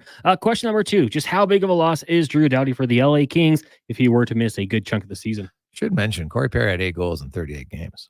Good point. Mhm. Well, yeah, it could be a sleeper. No. I'm going to change mine. I'm going to say 10. Yeah. One of those other guys is going to get it. I'm going to go 10. So, sorry about that. No, that's okay. That's okay. To number 2, though, Drew Doughty. Just how big of a loss is he at this point in his career for the Kings if he were to be gone for a good chunk of time?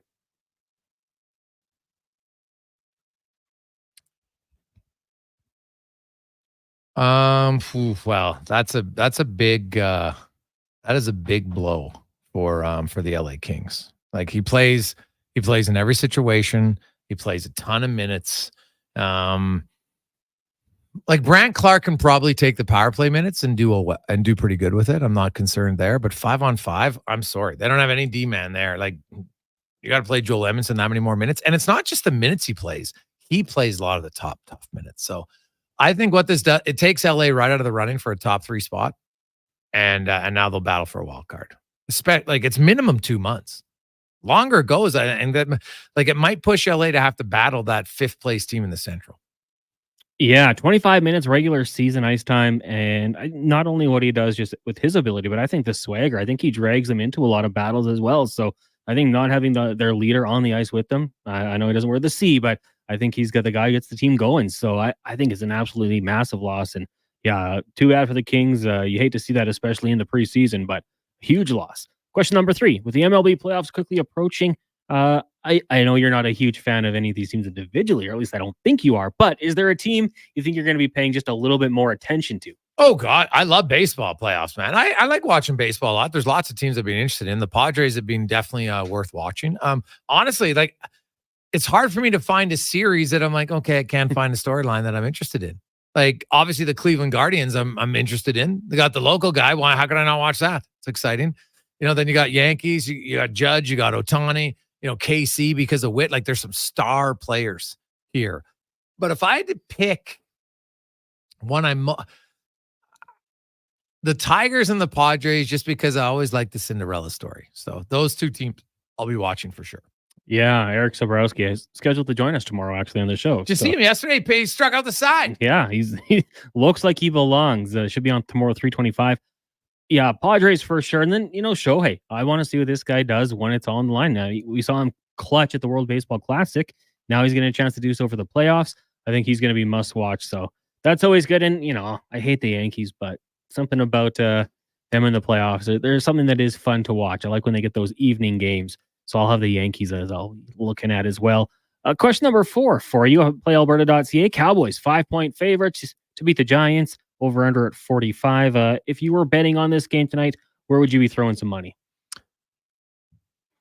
Well, last week, man, it was upset central. So I know they're on the road, and I know that the Giants won, and so everybody's like, but I don't know. I can't get behind the Giants. So not that I'm enamored by the Cowboys either, but the Cowboys Dak beats the Giants for fun. So I will take the Giants I will take the Cowboys with the points. Yeah, I think that is probably the safe bet. Last week we were talking about it. I think I said Breece Hall was my easy anytime touchdown scorer. I believe he got in there. So I'm going to say anytime touchdown. I think CeeDee Lamb. He's due to bounce back. And I'll say Malik Neighbors as well for the Giants. And yeah, take the Cowboys with the spread. Final question for you. On this day back in 2006, one of my favorite movies came out, The Departed. Star-studded cast. Jack Nicklaus, Mark Wahlberg, Leo DiCaprio, Matt Damon. Of those 4, if you had to marathon their movies, one day you're sitting down watching 4, 5, 6, however many you want to do of one of those actors' collections, which are you picking? Ooh.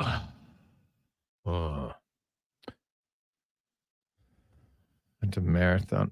You know what? I'm probably going Matt Damon. Because I get the Bourne identity. I get all 3 of the Bournes automatically. So that puts me in. Good Will Hunting. I'm going with Matt Damon for sure. There's I'm trying to think which is my favorite Leo DiCaprio movie. Might be What's Eating Gilbert Grape. Honestly, I really like that movie. Wahlberg has a few good ones. Jack has some for sure, but for me personally, I'm going with Bourne. I say Bourne because there's 9 hours right there. So I know I've got 3 movies that I love automatically. So that's why I'm going with David. You? Yeah, like I love some of Leo's movies. Once Upon a Time in Hollywood, Wolf of Wall Street, Django, Catch Me If You Can. Love those movies. Gangs of New York. But maybe he's not the best actor, but I think I'm leaning to Mark Wahlberg. You know, you have Ted. You have Ted 2, so you're going to get some laughs in there. One of the first movies I saw in theaters, A Perfect Storm. You've got Lone Survivor. There's a few ones in there that I do like. Shooter as well. Is it Brothers? It was in a few, like, way back in the day. And then Vince Papali's story, Invincible. I think there's just balance all around there for Wahlberg. So I think I go that way. That's fair. Very fair. Boogie Nights. Another one Tyler P says, yeah. Yeah. Quick break. Mark Spector will join us next. Also, we got some NFL to discuss. As the weekend of upsets was last weekend. Will it continue? Now we have a little bit more to see of the teams.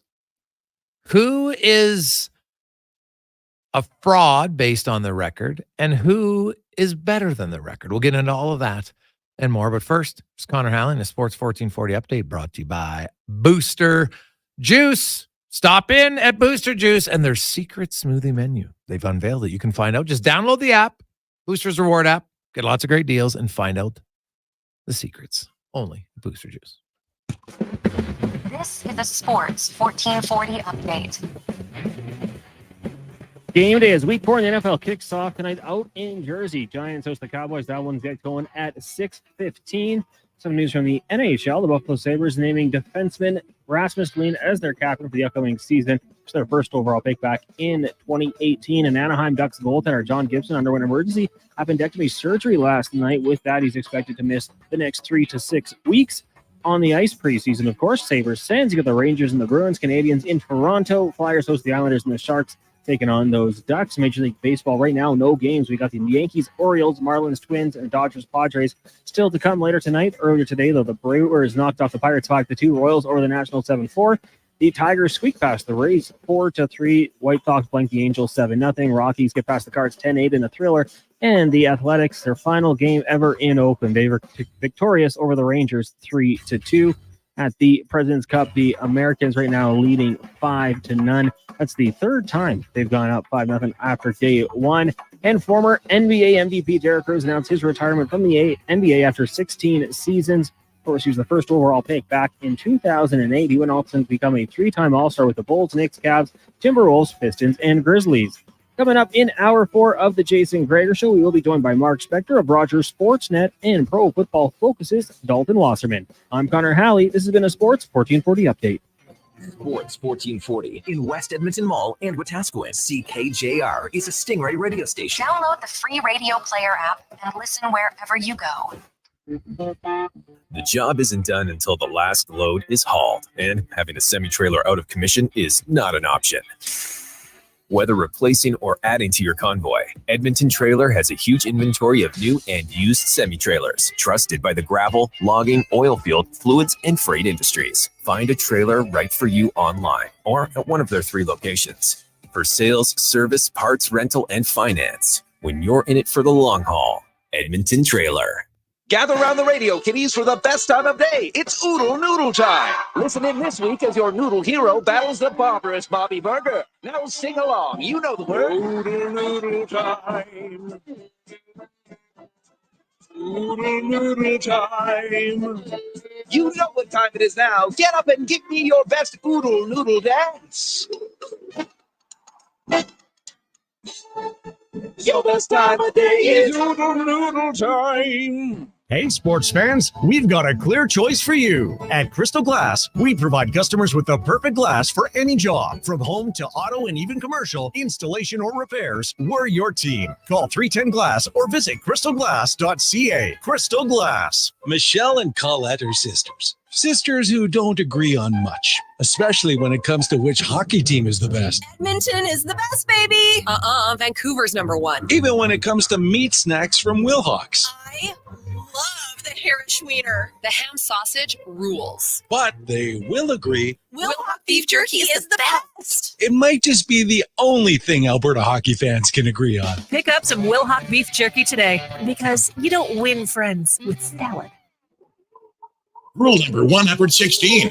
In Waterton, walk with a lean. The wind will always prop you up. Summer in Alberta has its own set of rules. And if you're looking to add a little extra fun, Play Alberta has it all.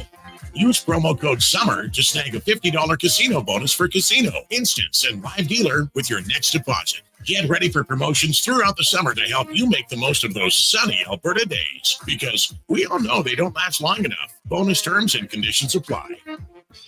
Actions speak louder than words. Japa Machinery Group puts your construction plan into action with XCMG construction machinery you need. Available for rental or sale. Learn more at japamachinery.com. Edmonton's premium live music and party venue is On the Rocks. Check out Bingo Tunes on Monday. Perform on the best stage in town with karaoke on Wednesdays. Learn how to salsa with Salsa Rocks on Thursdays. And every weekend, OTR goes live. With your favorite bands on the OTR stage and DJ Kenny K. For everything that's going on at On the Rocks, give us a follow. Facebook, Instagram, or Twitter. At On the Rocks, EDM. Eat well, party hard. On the Rocks. On the Rocks. On the Rocks. Open every day till 2 a.m.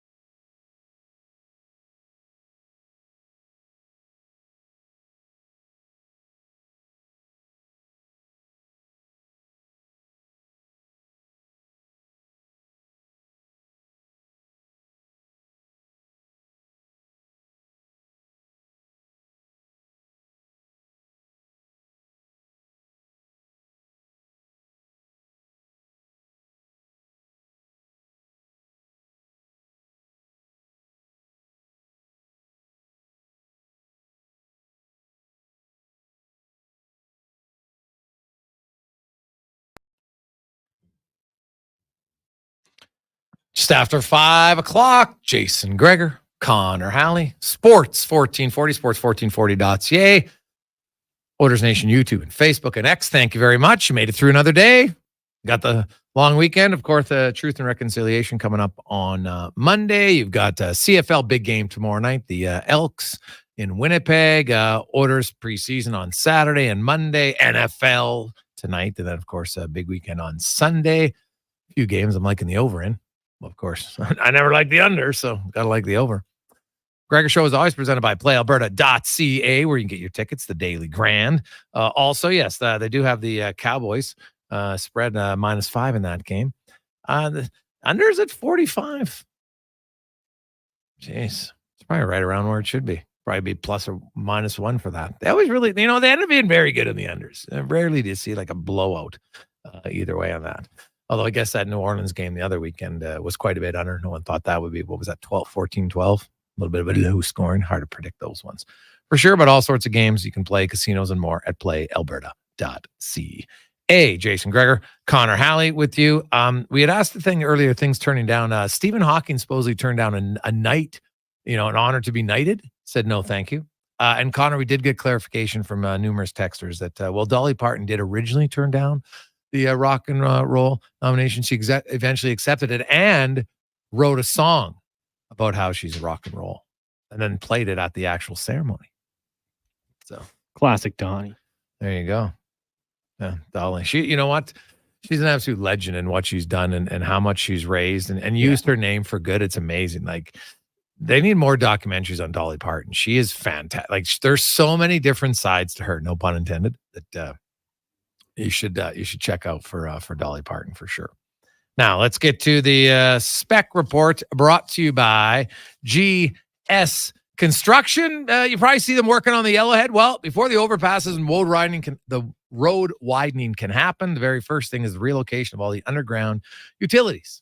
That's what they do, moving it around so you can move and eventually be lights free on the Yellowhead. Dare to dream when that's coming. Who wants to be the first person the day the Yellowhead is completely light free?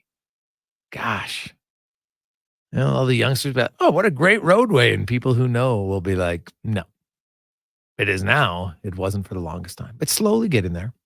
Slowly, right? Remember when 156 used to be a stop sign? Now they got the overpass. Getting more. It'll be great. Mark Spector joins us. Spec, hell, you're old enough to remember when there was probably, it used to be a horse and buggy on the Yellowhead for you, eh? Yeah, never mind. Horse and buggy. Yeah. I heard the stories, though, about how the St. Albert Trail used to be a dirt road, and my parents used to tell a story about how men and women weren't allowed to drink together in Edmonton, but they were at the old Brewing Inn in St. Albert. What? So, yeah. You couldn't go in the same tavern back in like the 50s or something. Wow. So a couple Latvians would go out to get a big table out at the Brewing Inn, and all the men and women would go out and tie one on in St. Albert because they could drink with the girls out there. And in Edmonton, you weren't allowed to. Oh, man. Young people listen to me like, what are you talking about? But yeah, man, that's only 70 years ago. That is crazy to think about. Like, they're obviously, man, couldn't even imagine going to the club. And like, obviously there's not a lot of dancing. It was just drinking, I'm guessing, back in the day. So who knows? Probably drinking and fighting. It was probably what it was like. Just drinking and fighting. Yeah. What else do you want to do? It's Saturday night. Hey, let's go there. Nice. Wasn't much of a fight last night, Spec. Well, we expected the Oilers to lose in Winnipeg, and they sure did. The Jets had a much more NHL roster. What did you take away from that game for you specifically? I don't know. I watched every second of it. Normally I think I'd be a little concerned about a team giving up 6 goals 3 games in a row, but preseason you just can't worry about that stuff much. I would say I would be a little concerned that the Bakersfield guys aren't very good scorers. They're not. They scored 1 in Calgary and they scored 1 last night, and it was Brown that scored it. I mean, the best chances Edmonton got in that game last night fell to the stick of Drake Caggiula, who could have had 3 and hit the net on only 1 of his shots. And Seth Griffith had a wicked chance and didn't score on it. They didn't have a lot of snipers in the lineup, but the snipers they did have didn't get chances in the game. Like Mike Hoffman, did he even play? I don't even know if he played in that game, man. I don't know what's left for Mike Hoffman, but I sense whatever's left will play out somewhere outside of Northern Alberta, not one day, not too long from now. Yeah, I don't. Well, I said it the minute he signed his PTO. I thought it was a massive, massive long shot. The wheels for him have kind of slowed down. That happens to a lot of guys. It's not a knock. 34. Yeah, it's just getting soon to be 35, and it just, it happens. It's unfortunate, but yeah, I never thought I gave him much of a chance. Young Sam O'Reilly, Spec. 20 face-offs last night, the most, almost double everybody else. Noah Philp was next at 11. He was playing with Janmark and Brown, and man, they played him. They played him a lot. I think he had the second most 5-on-5 minutes or total minutes on the team behind Connor Brown. And this guy, that was his 3rd game in 4 nights. That was the other thing. Like, he is really impressed, and I know it's not going to happen, Spec, but I went back and the last guy, like a 32nd pick that I can think who made it at 18 was Ryan O'Reilly in 2009, who made it with Colorado and ended up playing 81 games, played 1646. They were a playoff team. It wasn't like he made a crap team. And I'm not saying Sam Riley's going to make the team because the Oilers are good and, they have aspirations higher than, finishing 8th like Colorado did last year. Right? They're a cup contending team. But, man, this Sam O'Reilly, the more I watch him, I can see why the scouts made that trade to give away next year's first round for Sam O'Reilly, because there's a lot to like about his young game. Yeah, there really is, and that's good. If I was an Oilers fan, I'd be happy about that because my scouts stepped out on the limb here. They didn't have a first-round pick, so they traded next year's. So now you got a first-round pick now that a year ahead, a year sooner. He'll play in the NHL a year sooner than the guy you were going to pick next year. And you know what? 31 other didn't they get him 32nd overall? Yep. Yeah, so 31 other teams said, "Yeah, we're not picking that guy," and Edmonton took a bit of a leap of faith and took him. And what we've seen so far tells me that the scouts know what they're doing, so that's good. That's good. Let's see. He's going back to junior. He should go back to junior. If for some reason he was to play in Edmonton, he'd get limited ice time. He wouldn't get any special teams. Yeah. It would just be a dumb thing to do. Yes. But he's shown great at this camp, and he did. He held his own last night in Winnipeg. He wasn't close to the worst player on the ice, and I didn't really check, but I suspect he might have been the youngest player on the ice for the Oilers anyhow. Oh, by far. Yeah. Yeah. The Oilers don't have a lot of other young guys at all. Now, they sent a few guys down, no surprise. They've made 16 cuts in the last few days. They've trimmed the roster down. I was going through it. They probably got 8 or 9 other obvious cuts, I think, to make. And then they'll get to those final few cuts. But out of Hamlin, Peterson, and Philp, which one got your attention, if any, last night? Well, I think probably Philp, I would say. Philp probably got my attention more than any. He set up Kajula twice. Yes. On 2 plays. I believe they were both in the power play, or maybe it was one on power play. But either way, he set Kajula up twice. And there wasn't many offensive chances for Edmonton, so you can kind of remember the ones that they did get. I feel like this, Jason, when it comes to Noah Philp.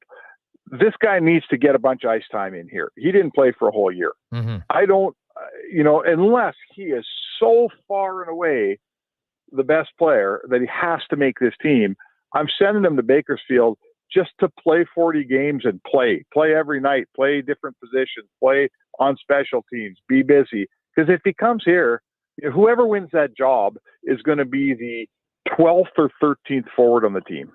And they're going to spend time in the press box. So I don't want Philp being that guy yet. I'd rather take, put Hamblin in that spot or Peterson in that spot and let Philp get his feet under him after a year off, because I think there's a pretty good player there, and I think there's a guy that's going to play for you full time not too long from now. Yeah, There's a lot about his game that checks off for a solid bottom 6 player. Right? I don't think there's any question. Another one of those guys that's in the mix, but we'll find out tomorrow. I know Knobloch said earlier in the week he expects him on the ice tomorrow. Today was a day off, but Raphael Lavoie. Raphael Lavoie is in a situation where it sucks, but man, you don't want to be banged up. Hopefully, it was just super precautionary. Kept him off the ice, and away they go. But he's going to have a real big week, because now, if we go off of everything Knobloch said, and he's been pretty transparent. He wants most of his guys to play 4 games. Obviously, Nurse won't, but most of the other guys will. And so if you look at a lot of the forward spec, there's lots have only played 1 game. So that means they're going to play 3 of the next 4 in some fashion or the other. And, they'll probably split the weekend games with some guys playing both and others. But then the majority of their roster is going to play those final 2 games in Seattle and Vancouver. So there's just not many opportunities left for those bubble guys. They're going to have to make some hay here Saturday and Monday. Yeah, that's exactly it. It's the Saturday, Monday games, and then they're going to let a bunch of guys go after Monday. So I agree with you. I think the sense I'm getting, and I was in that conversation we were all having with Knobloch, is, they want to ramp up. They want to, they play Seattle on a Wednesday, Vancouver on a Friday, and then they come home and they open their season on Wednesday. And I think they want their special teams together in those last 2 games, or as close as they can. I sense they're going to have most of their full team, if not their whole full team, in the final game at Vancouver. But my point is, I think they want a couple of dress rehearsals, and they look at those first 4 games of the season. There's 4-game homestand, not world beaters coming in here. I think that they would love nothing better than to roll through those first 4 games and get things going in the right direction here, particularly after what happened around these parts last season. Yeah, I know that last year, you try not to mention, but I'm sure it's a little bit in the back of their mind. They want to get off to a good start. They've talked about it. So it's definitely something that is front and center at times for them. I look at the Drew Doughty news today, Spec, which is it's the worst possible scenario for any team, any coach, any fan base when it comes to their team. One of your best players goes down, and really, obviously it ended up being terrible, but it didn't look like, it didn't start out like it was terrible. Just a race along the boards, and then your skate gets kind of tied up, and the next thing you know, your other skate's tied up, and boom, you got a fracture in your ankle. And man, that to me, I think for LA, that could push them where I don't see them competing at all in the top 3 in the West. And now they might be battling so they don't get knocked out of the wild card spot. Yeah, I mean, sure, that's fair. I'm not a giant fan of LA. I'm disappointed because this was the year LA finally got rid of that crappy 1-3-1 they were playing that we all hated. Oh, and Drew Doughty, more than anyone, would have loved to have been pushing the pace a little bit here. So, I've heard some talk today around the hockey world about how in the NFL their best players don't even play a single preseason game. But hockey's a different sport, right? Hockey's a timing sport. Like even the very best players, Connor McDavid said the other day, he said, you can practice all you want, but until you're playing against other guys who are battling against you, he said, then, it's a whole different ballgame. Mm-hmm. And he would say to us, if he was in this conversation right now, I need a few games or whatever the number is, playing against guys who are battling me, playing against guys who are trying to stop me.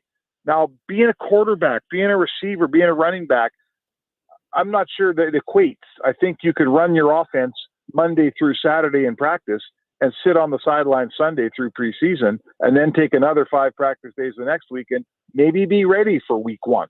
I don't think you can be ready for game 1 in hockey if you haven't played preseason games. I just don't think you can. Yeah, I don't. I would.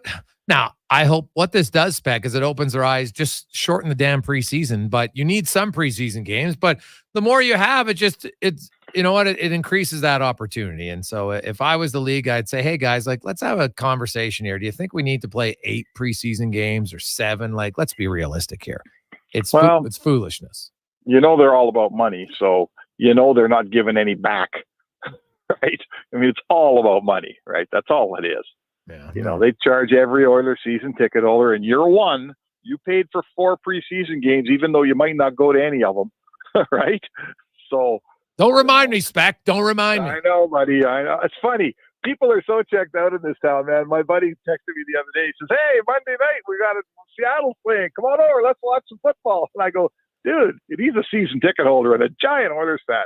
I go, "Dude, there's a preseason game that night." He's like, "Oh, really?" So, yeah, it's like you don't get that riveted about the preseason game against Vancouver, which, by the way, that one's actually on TV for Oilers fans, in case they're wondering. Looking ahead, the 2 of their last 3 games of the preseason are on TV because Vancouver's TV deal. Part of it ensures that all of their preseason games are on TV, and they're on Sportsnet. So, Oilers fans, you will get to watch those games. Yeah, on I don't know Monday why the Oilers don't have the same thing in their TV deal. Like they just signed a new regional deal with Sportsnet this past season. For years, we've always asked this question, Jason. Why does the Canucks deal say they get preseason games on, but the Oilers don't? Mm-hmm. And the Oilers don't again. I guess maybe, frankly, that tells me the Oilers don't want them somehow. Hey. Well, potentially. I don't know about I think it's the network's like, wow, there's not that many. No, Oilers fans are diehard. Trust me. You might not have put all 8, but if you put 5 or 6, it would still get pretty decent numbers. But it all comes down to them. They think Vancouver's a bigger market, which it is, right? There's more potential people there. I understand all that. But it comes down to the dollars and cents. When I had a conversation with the guy at the network, that's the explanation that I got. He actually showed me some of the numbers. I'm like, well, all right, I guess I can see it. Well, there's clearly more. There's a larger fan base. It's a potential audience. There's one team in all of that, in all of British Columbia. So what's British Columbia? Is that not a 6 million person province? Mm-hmm. I'm not sure that it's not a bigger, more populated province in Alberta, frankly. And there's 2 teams here. So I get all that. I'm just saying, you know what? The Oilers, I work for Sportsnet, and the Oilers call a lot of shots when it comes to these deals. I can tell you that for sure. It surprises me that this isn't a shot they're calling, but frankly, it's preseason hockey, and maybe they're doing us a favor by not putting it on TV, to be honest with you. Oh, you know what? You talk to our listeners. They would watch it last night. They might have turned it off, but they would have liked to watch the start of it for sure. Well, to give to the Oilers credit, they've made Oilers Plus free, right, for preseason. It's free there's a code you can get on for free, I believe. And they're all on there. I don't know about that. I think there is. There's a code. There's a free trial code happening out there. Okay. All right. Curious had it going the other morning. I mentioned it the other morning, and they texted it in. I don't know what it is, but it's out there, folks. And you can get the games on Oilers Plus for free for a little while here. Well, that's, you know what? We'll make sure I get that code so we can tell our listeners so they can watch Yeah, Saturday there you go, nights. man. All right. Hey, Spec. There you go, Always Spec. saving you some money. Yeah, well, yeah, yeah, that's true. Yeah. Usually you're costing me money, so this is a nice change. I like it. Thanks, Spec. Have a good one. All right, Jay. There you go. That's Mark Spector, the Spec Report, brought to you by GS Construction. When we come back, we'll talk a little football on the Gregor Show, presented by PlayAlberta.ca, and then we'll finish up. We got a lot of texts in our email inbox, 833-401-1440. We've finished construction of our gamma radiation containment facility. Is it up to code? Is it going to be safe? Sounds like a job for the men and women of Action Electrical. Testing team reporting. We test your commercial operations using tools like infrared to ensure safe operation. Trust us to prevent potential calamity before it strikes. Facing an electrical menace? Call the men and women of Action. Operating throughout Alberta at actionelectrical.net.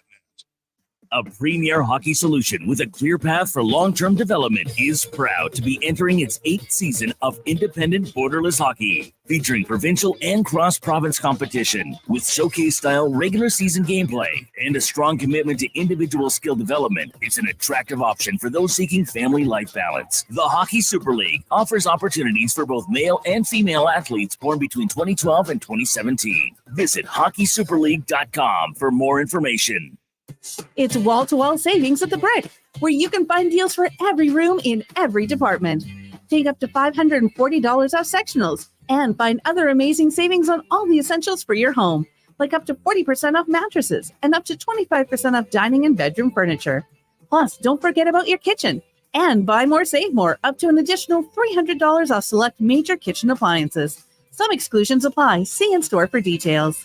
The Brick, saving you more. Often when I meet people at a party or I'm hanging out at my favorite restaurants, I'll introduce myself and they'll say, "Oh, you're Grant Fedoruk from Leading Edge Physio. What can I do about this sore knee? It's been bugging me for months." First, I was thinking, when I'm out like this, I should just tweet my location so people know where to come for a consultation. But then I thought, I'm spending all this money on advertising Leading Edge. Maybe you could come by one of our clinics. That's where we have the technology and really smart physiotherapists who can give you all the advice and treatment you need. Have your people call my people, leadingedgephysio.com. The Canada-wide clearance is on at Chevrolet. Get 0% financing for up to 72 months on the 2024 Silverado 1500 RST.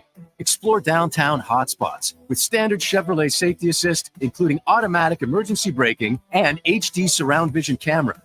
Or take on the great outdoors with an available 3-liter Duramax diesel engine and available in-vehicle trailering app.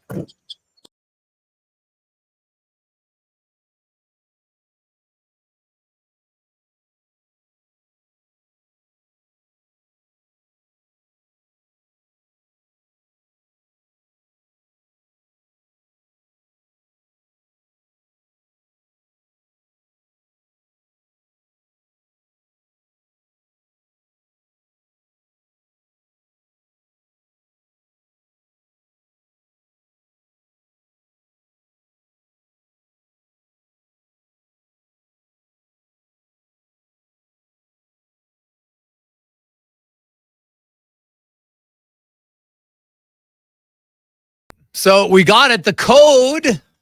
Thank you to Lou and Mike and BJ and Terry and many others. But preseason 24 is the code. Preseason, capital P, it looks like. Preseason 24. So now I don't know if you need all caps or whatever, but preseason 24, put it in now. And you'll get it. So then you can watch Saturday's game if you want, Wednesday's game if you want, Monday and Friday's games will be on television for you. All right, let's talk a little football as there's lots going on. Another week in the National Football League kicks off tonight. The Giants and the Dallas Cowboys, where the Cowboys have dominated, at least under Dak Prescott. We'll see if that continues on tonight or not, as we are joined by Dalton Wasserman from Pro Football Focus. Dalton, how you doing, man? Fantastic. Starting another week of football. Jason, how you doing? I am excellent. So I guess give me your thoughts. Now, the Giants obviously haven't been very good, and Dak's dominated them. Are you a big believer that that's going to continue tonight? I think it honestly could be closer than we think. The way the Cowboys have been playing, and they're at such a big disadvantage. It seems like every week in the trenches, right? And their run defense has gotten a lot of the blame, and rightfully so. But their offensive line hasn't played great either. They've got two rookies starting up there. It's kind of some inexperience, and some other guys have been struggling. So it's really the trenches on both sides of the ball. And look, that's the dangerous part about the Giants, is that we saw against the Browns last week. The Browns were the favorite, but their offensive line is kind of a mess, and the Giants' Dexter Lawrence and the Giants' D-line took over. So I think the Cowboys are rightfully favored, but the Giants are dangerous with their pass rush and the way that they can take over ball games. There's a road for them to win for sure. Yeah, well, if you're the Cowboys, how are you defending Neighbors tonight? I see Mike Zimmer usually has a lot of different rotations and things in his defense. He's more of a zone heavy defense than it was with Dan Quinn, with a lot of man coverage. I would think there's a lot of safety rotation and things like that in Neighbors' direction. But the problem with defending Neighbors is much in the same way as defending CeeDee Lamb is difficult. He moves around so much. And Brian Daboll, I think it's such a good fit for his offense because he uses Neighbors in a very similar movable way as he used to with Stephon Diggs. So that's really the challenge, is that he's never in one spot. So I think you're going to see Zimmer try a lot of different things. And I think the biggest thing, too, up front is to get pressure on Daniel Jones so he doesn't have all those clean looks to get him the ball. Looking at some of the other matchups coming up this weekend, like last weekend, it was crazy, man. There was some big upsets that people didn't expect to happen. So, you look at, let's start with Carolina. They brought in Dalton, baby, a veteran quarterback, and, he got the win. Now they're taking on the winless Cincinnati Bengals, who I have to think are ridiculously desperate. What do you make of Carolina at home against the Bengals defense that's given up a lot? I think they have a very good chance. I think that's a more even game than people realize between Dalton playing well and what you have with the Bengals is, look, I wasn't worried about their offense and their receiving core and T. Higgins getting healthy, and they would start scoring points. Like, they scored 33 points on Monday. It's still obviously a very good number, but their defense is a major concern for me. And I think if there's one thing that works in Carolina's advantage is that even whether it was Bryce Young or Andy Dalton in there, they've pass protected really well. And the Bengals, outside of Trey Hendrickson right now, their defense is really underperforming, especially on the defensive line. That's an advantage distinctly in Carolina's favor. And we already saw it last week. If you don't get to Andy Dalton, he's still got enough left in the tank where he can make all the throws. So I think you do have a situation where it's a tight game. I understand the Bengals are desperate, but they need to play better defense if they're going to turn this thing around. Now, have we seen, is Love going to play for Green Bay? It sounds like, I would say, from what I've heard, there's like a 70 or at least an 80% chance of it. They said he was close to playing last week, and certainly the week that you would like to have him in there. I know Malik Willis has played well, but Brian Flores and Minnesota's defense is a different animal than the last two that they've faced. And honestly, it's a huge game. You talk about the Packers have scratched and clawed their way to 2-1, and the Vikings are 3-0. They're playing great. So the Packers need everything that they can get. It sounds like it's more than likely that he's going to, but we're also still waiting on the official call. So let's say he comes into that game. Obviously, you know what? That's what they want. I think he's a better passer for sure than Malik. But, the defense of the Vikings has been excellent. And their offense, Sam Darnold, just looking like another guy who, with a little bit more experience, gets some time. It helps having one of the best receivers in the game. But, that offense of the Vikings has been, just as impressive as their defense almost. Well, they've got all the tools. And on top of, yes, Darnold is playing better individually. He could not be in a better situation, right? When you're talking about maybe the best receiver in football and Justin Jefferson, some other good weapons on the outside, a good offensive line. And I think something that gave them really a jolt last week, especially against Houston, is what the balance that Aaron Jones is giving them in the run game. You really have a very two-dimensional offense right now. Darnold's managing it well. And Kevin O'Connell is one of the best play callers in the league. The way that he sets Darnold up for success with the run game, with the play calls, with the play action, with everything that goes into his offense. Look, we saw them win games last year with guys like Josh Dobbs and Nick Mullins. And Sam Darnold is more talented than those guys, right? Obviously, he was a third overall pick. And he just had to figure out and figure some things out over the years and get more fundamentally sound. So there's a lot of credit to go around there, but they're really dangerous. Yeah, for sure. Dalton Wasserman joins us talking NFL Week 4. Tips off tonight between the Bengals and the Giants and the Cowboys. You have the LA Rams was with a huge comeback win. The first time in Shanahan's career he had a 14-point lead and lost it. They're on the road. They're in Chicago. There's another team. You got a young quarterback. They really started to put up some points.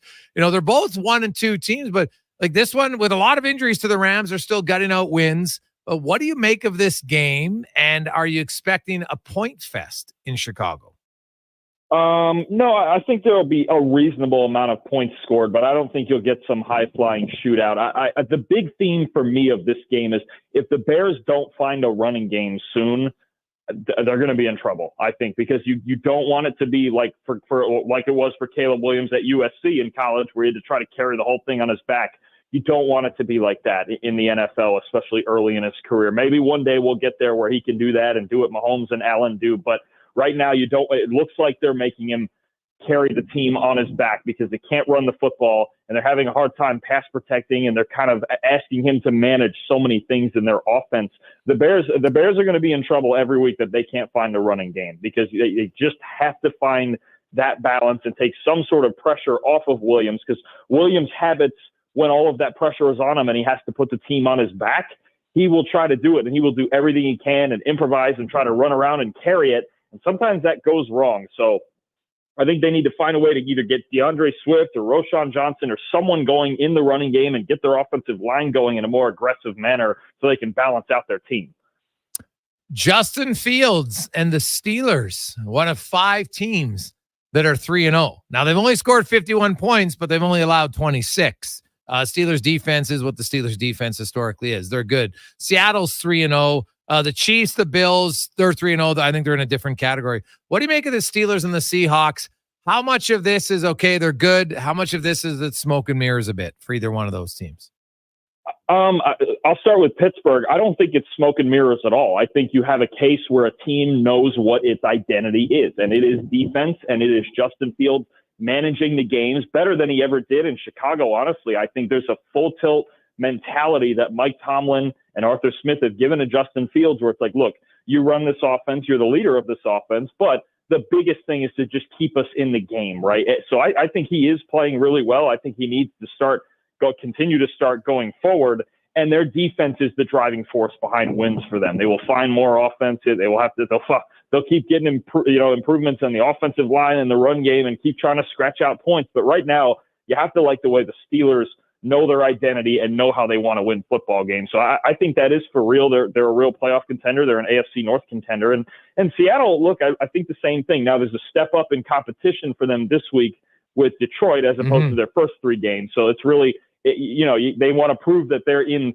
that level of contention. And I believe they've beaten Detroit the last 2 times they've played them. But Geno Smith is playing really well. They have a really good secondary on defense. And the question for Seattle will be a little bit more in the trenches, right? What let them down last year in the second half of the year was their run defense. And we're going to find out in this game on Monday whether you're up to the task, because Detroit's as good a running game as any team in football. But I think both teams are serious playoff contenders. Absolutely. They have enough pieces. At the bottom of the standings, Tennessee, the Jaguars, the Bengals are all 0-3. The Jaguars just look completely disarray there. How much of it is their quarterback? How much of it is their play calling? I'm not a fan of blaming Trevor Lawrence a whole lot for this. And yes, he's not playing well. I will admit that. Okay. But they have team-wide issues. It's all over the place. They had a bottom 3 offensive line last year. It's sitting in the bottom 5 or 6 this year. They're trying to hit too many home runs on offense. That's Lawrence and the play calling, and as opposed to just getting first downs and manufacturing points. And defensively, they're just not playing well. I mean, honestly, you have a Jaguars team that it didn't necessarily, even at the end of last year, Lawrence was hurt and you could tell they just couldn't block. But right now, it is a team-wide issue. I think for the majority of the blame to go on Trevor Lawrence is kind of wrong to me. And again, he's not playing his best. But I sit here and go, how's he supposed to play his best when nobody else on their team is playing their best either? Yeah. Yeah, well, he's running for his life at times, but man, he's made some bad decisions. What about the Bengals? Right, like, I know that they had some injuries to receivers early on, but come on, they're 0-3. And, they've given up 85 points. We could Joe Burrow and them. They did score a lot of points last time. They had a tough loss against the Chiefs. But where do you come out on the Bengals defense, and how can they solve their defensive woes? This is the big question for me with the Bengals, is that their defensive line and the injuries they've already suffered, on top of letting DJ Reader go in free agency, which was a huge loss. I'm actually, with this defensive line at this point, I'm not sure how it gets fixed, because it's really, if you take out Trey Hendrickson, they would probably be the least productive unit in football right now. It's again, offensively, I figured they would get fixed. Burrow always gets hot. Higgins will get healthy. Chase will get hot, all that. They may find themselves in a lot of shootouts like they found themselves on Monday, because I don't actually know what the answer is for their defensive line right now. I mean, you just need a bunch of guys who have never played at an elite level to start playing a lot better. And their secondary and their back end of their defense is good, but it is not good enough to sustain itself when they have zero pass rush or only Trey Hendrickson as their prime pass rusher. So it's a problem. And it's a problem that I was seeing even before this last week against Washington. And now you've got full tilt proof that with this defensive line, they could give up a lot of points to anybody. It's a real issue. And honestly, because of it, I'm not entirely sure they're going to beat Carolina this week. There's a lot of teams at 1-2 that people thought would be better. The Cowboys being one of them. Now the Miami Dolphins have injuries, and like the Tua injury, their season's done, right? You don't see any fashion that the Miami Dolphins can be a playoff team with their current quarterback situation. I don't think so. I mean, he's going to miss at minimum 3 more games, and it's hard to believe that they're going to win much at all, even with Skylar Thompson or Tim Boyle. And I think the problem for the Dolphins too is they don't have the rest of their roster also is not playing well enough to support any sort of backup quarterback, let alone what they have now. I mean, their defense is not playing great. They already have injuries. Teron Armstead's already hurt on the offensive line, and that's a huge impact piece. There is just not a whole lot going right for Miami right now. And it just, the concerns of lack of depth for them that you might have had in the preseason, where it's like, okay, this team, they have Tua and Hill and Waddle, but what else is there, right? They let some guys go in free agency. Christian Wilkins, one of them on defense. Andrew Van Ginkel, who's playing well for Minnesota. They're just the entire, it's not quite as bad as Jacksonville, but it could get there where it's like, look, this entire team is just not playing well right now, and they can't support a backup quarterback playing the way they're playing. Give me your upset special of the weekend. Oh, wow. I have to check the spreads. Carolina would be up there for sure. We'll just even go straight up. I don't even need the spread. I just want, which team you think a lot of people think is going to lose? No spread, just straight up pick an upset team to win. I would say, I think Carolina's on that list. I think Tampa Bay. I believe Tampa Bay is underdogs against Philadelphia at home, yes. and they have caused Jalen Hurts a lot of problems, especially in last year's playoff games with their blitz packages. They could definitely, especially AJ. But it sounds like AJ Brown's going to be out, and Devontae Smith is really questionable.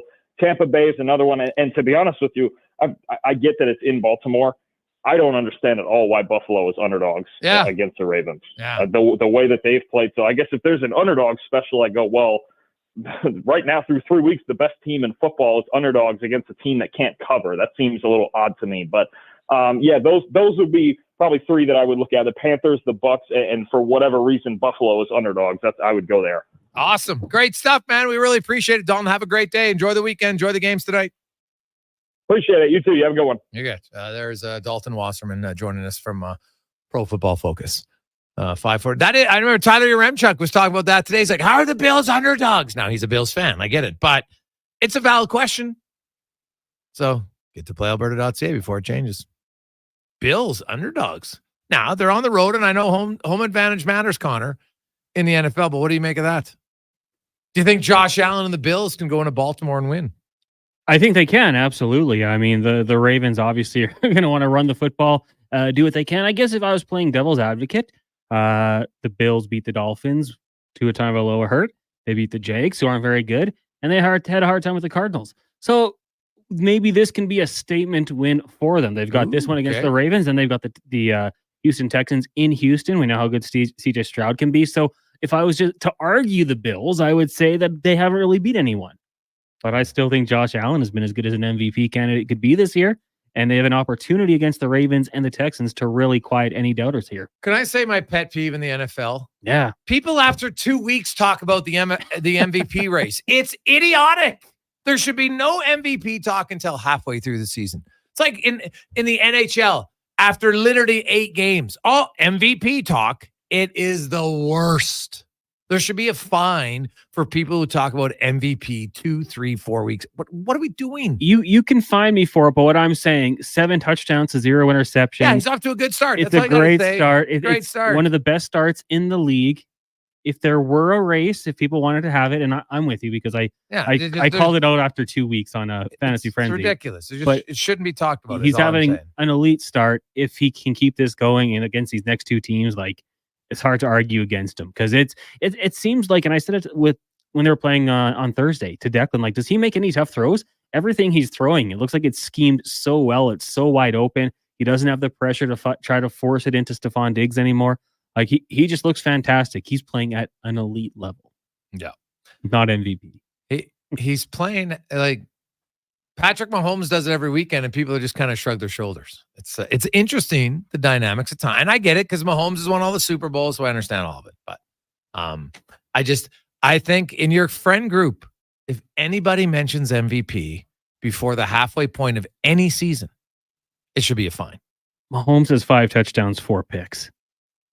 Yeah, but 2 of them were deflected. I don't blame him. Yeah. Either my point is, Holmes has done those numbers for years, is all I'm saying. Mm-hmm. And like, people are saying, you know what? The funny thing is, like, people were talking after 2 weeks in Minnesota to Sam Darnold. I'm like, it's 2 weeks. That's where I was like, we've jumped the shark. We had that 2 weeks. We had those texts coming into Fantasy Frenzy, and I was like, come on. Like, J.K. Dobbins is MVP then. He's good. Hey, trust me, I've really liked how he's played. It's an unreal story. I love it. But just, I don't care who it is. Josh Allen, like, you're so desperate for people to want to say your quarterback's good, that's why you mention MVP. Bills fans, stop it. Quick break. We'll come back, wrap things up in the Gregor Show, presented by PlayAlberta.ca. Number 37. Elk Island mosquitoes don't believe in personal space. Keep bug spray ready at all times. Summer in Alberta has its own set of rules. And if you're looking to add a little extra fun, Play Alberta has it all. Use promo code SUMMER to snag a $50 casino bonus for casino, instance, and live dealer with your next deposit. Get ready to help you make the most of those sunny Alberta days, because we all know they don't last long enough. Bonus terms and conditions apply. Ain't it beautiful? The inventory is unprecedented. Volvo Cars Edmonton is proud to boast an amazing selection of in-stock Volvo XC40s, 60s, and 90s. Visit Volvo Cars Edmonton today and experience the exemplary service you've come to expect and the affordable luxury only found with Volvo Cars Edmonton, Canada's only 12-time Volvo Excellence Award winners. Experience the difference. Volvo of Edmonton. Ready to tackle your toughest tasks? Edmonton Kubota has you covered with the all-new M8 Series tractor with powerful 181 and 201 horsepower engines, Cummins power, and loader readiness. It's built to handle any challenge. And now, for a limited time, get a free 4-year extended warranty when you drive off with an M8 Series tractor. Don't miss out on this unbeatable offer. Visit Edmonton Kubota today and power up your productivity. Edmonton Kubota, where power meets performance. Another heroes hiding in plain sight. GS Construction. But who are these supermen and women in hard hats? Why? They're the ones with the power to offer services such as infrastructure rehabilitation, water and drainage solutions, land development, general contracting, and more. And when they're finished doing what they do best, everything is covered and invisible to everyone's eye. So don't look for them in the sky. They're out on the roads and in your neighborhoods. Find out more at gsconstruction.ca. Legacy Heating and Cooling is your supplier of maximum comfort, bringing you the cool AC you need. You just have to call Legacy. Call Legacy. For comfort at night when the hot air suffocates you. Call Legacy. Call Legacy. For comfort in your wallet with no payments or interest for 1 year. Call Legacy. Call Legacy. You deserve comfort. Cool off today with AC from Legacy Heating and Cooling.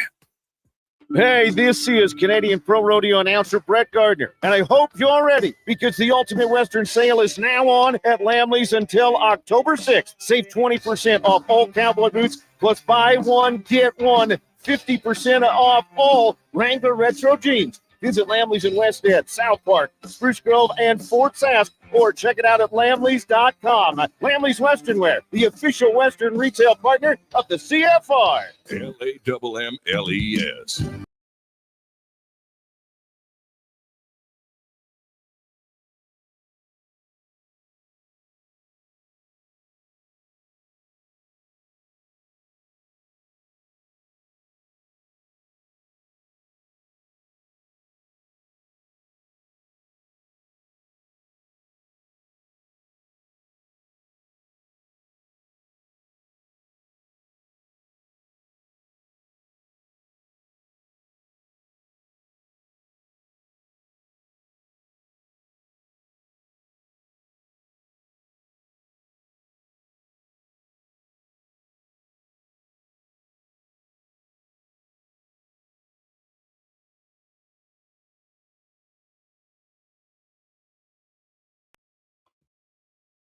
$5.49. Jason Gregor, Connor Halley with you on Sports 1440, Oilers Nation, YouTube and Facebook. X, thanks as always for watching, listening. Also at sports1440.ca. For those of you out of town on the app, thank you very much for making us part of your day. We always appreciate it. We got a lot of texts coming in, 833-401-1440. Hey, fellas, people on the south side, 109th Street, closed at 23rd Ave due to a car accident. Avoid it. Thank you from the Scotsman. So if you're out there on the south side, 119th Street, 23rd Ave, closed. Yowza. Not good. Not good. The other day I had Grove Road. Well, that was very unfortunate. Somebody passed away in a car accident. They were shut down for hours. So we always take it. If you have any big snarls in traffic, let us know. Also, we're talking a lot about home runs. Stanton just hit his 429th career home run, which means he is too shy of moving into the top 50 all time. Do you know who currently sits 50th all time in home runs? Junior. He's one of the juniors, pretty famous junior. Not Ken. Cal Ripken. Oh, okay. Yes. So the kid did jump to my mind, but yeah. Wow, the kid be higher up than that. Yeah, he's got exactly. more than 429 dingers, for sure. So you get in the top 50 all time of any sport when it comes to like home runs, which are a pretty big deal. That's a pretty good number. And Stanton's not that old, right? So you got to think he's going to be pushing over 500 for sure at some time in his career. How many guys have 500? I don't even know. How many guys have 500 home runs all time in MLB? Would it be like 40? I would think. We'll see. I'll count slowly here. Yeah. Let's look at a few of the other texts coming in. Hey, guys, if the Elks lose, what happens to their season? And do you think a loss, if Bethel Thompson plays poorly, could cost the coach and GM an opportunity to be re-signed? From Dale. It's an interesting question, Dale. The owner, Larry Thompson, and who I don't know if he has an inner circle of people. There's no board anymore. Does he have somebody work? I know he's a fan of football, but who does he have? Who does he trust? You got to get somebody in your inner circle for sure. Maybe he would look and say, okay, what's your explanation? Because we can disagree with a decision if they have some reasons to defend it. Okay, why'd you make this decision? Because like I've said all along, the only upside in starting Bethel Thompson is if you make the playoffs. Right? The upside in starting Ford is he gains more experience to help you long-term. Bethel Thompson isn't helping you long-term. That's why personally, I wouldn't do it. And I'm stunned at Trey Ford was unreal before he got injured. Those are the two best games of his career. Then he comes back after being off for a while, maybe a little rust against the best defense in the league, and he struggles, and boom, you pull him. Go back and watch the tape from Bethel Thompson's home game against the Stampeders. He was meh against the Stampeders. Very average. Now you're going to go back to him against Winnipeg. We'll see. Maybe they'll win, but I just think the long-term projections of success there for this are low for me. So that's why I wouldn't do it. Let's get to the Con Man Sports 1440 update, brought to you by Kids Sport and their 6th annual Jason Gregor Pizza Pigout. You can get your tickets today, jasongregorpizzapigout.com. If you like pizza and raising money for kids, you can do it. And if there's any pizzerias who want to join, send us a note, gregor@sports1440.ca. Good night. This is the Sports 1440 update. Game day, we're about 20 minutes from kickoff in the Week 4 NFL season out in Jersey as the Giants host the Cowboys. Official kickoff 6:15. The Buffalo Sabres have named defenseman Rasmus Dahlin as their captain for the upcoming season. They're tied with the Sens after 20 minutes in their game. As for the Anaheim Ducks, they'll be without goaltender John Gibson. He underwent emergency appendectomy surgery last night. He's expected to miss 3 to 6 weeks. The Ducks will host the Sharks later today. Elsewhere on the NHL, Rangers beaten up on the Bruins 3-1 after 20. The Maple Leafs lead the Canadiens 1-0, and the Islanders Flyers are scoreless in the majors. Right now, 2 games underway. Yankees on top of the Orioles, 1-0 in the third, and in the first, the Marlins beat the Twins 1-0 with runners on the corners, 2 out. Later tonight, the Dodgers will take on the Padres. Earlier on, you had the Brewers knocking off the Pirates 5-2. Royals over the Nationals 7-4. The Rays fall to the Tigers 4-3. White Sox blank the Angels 7-0. Cards losing to the Rockies 10-8. And it was the Athletics in their final home game in Oakland over the Rangers 3-2. At the President's Cup out in Montreal, Americans leading 5-0 after day 1. And former MVP Derrick Rose announced his retirement from the NBA today after a 16-year career, a 3-time All-Star, spent time with the Bulls, Knicks, Cavs, Timberwolves, and Pistons.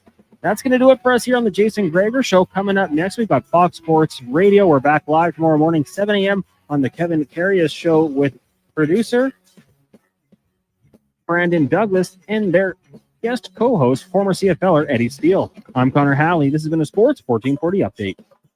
It's Sports 14.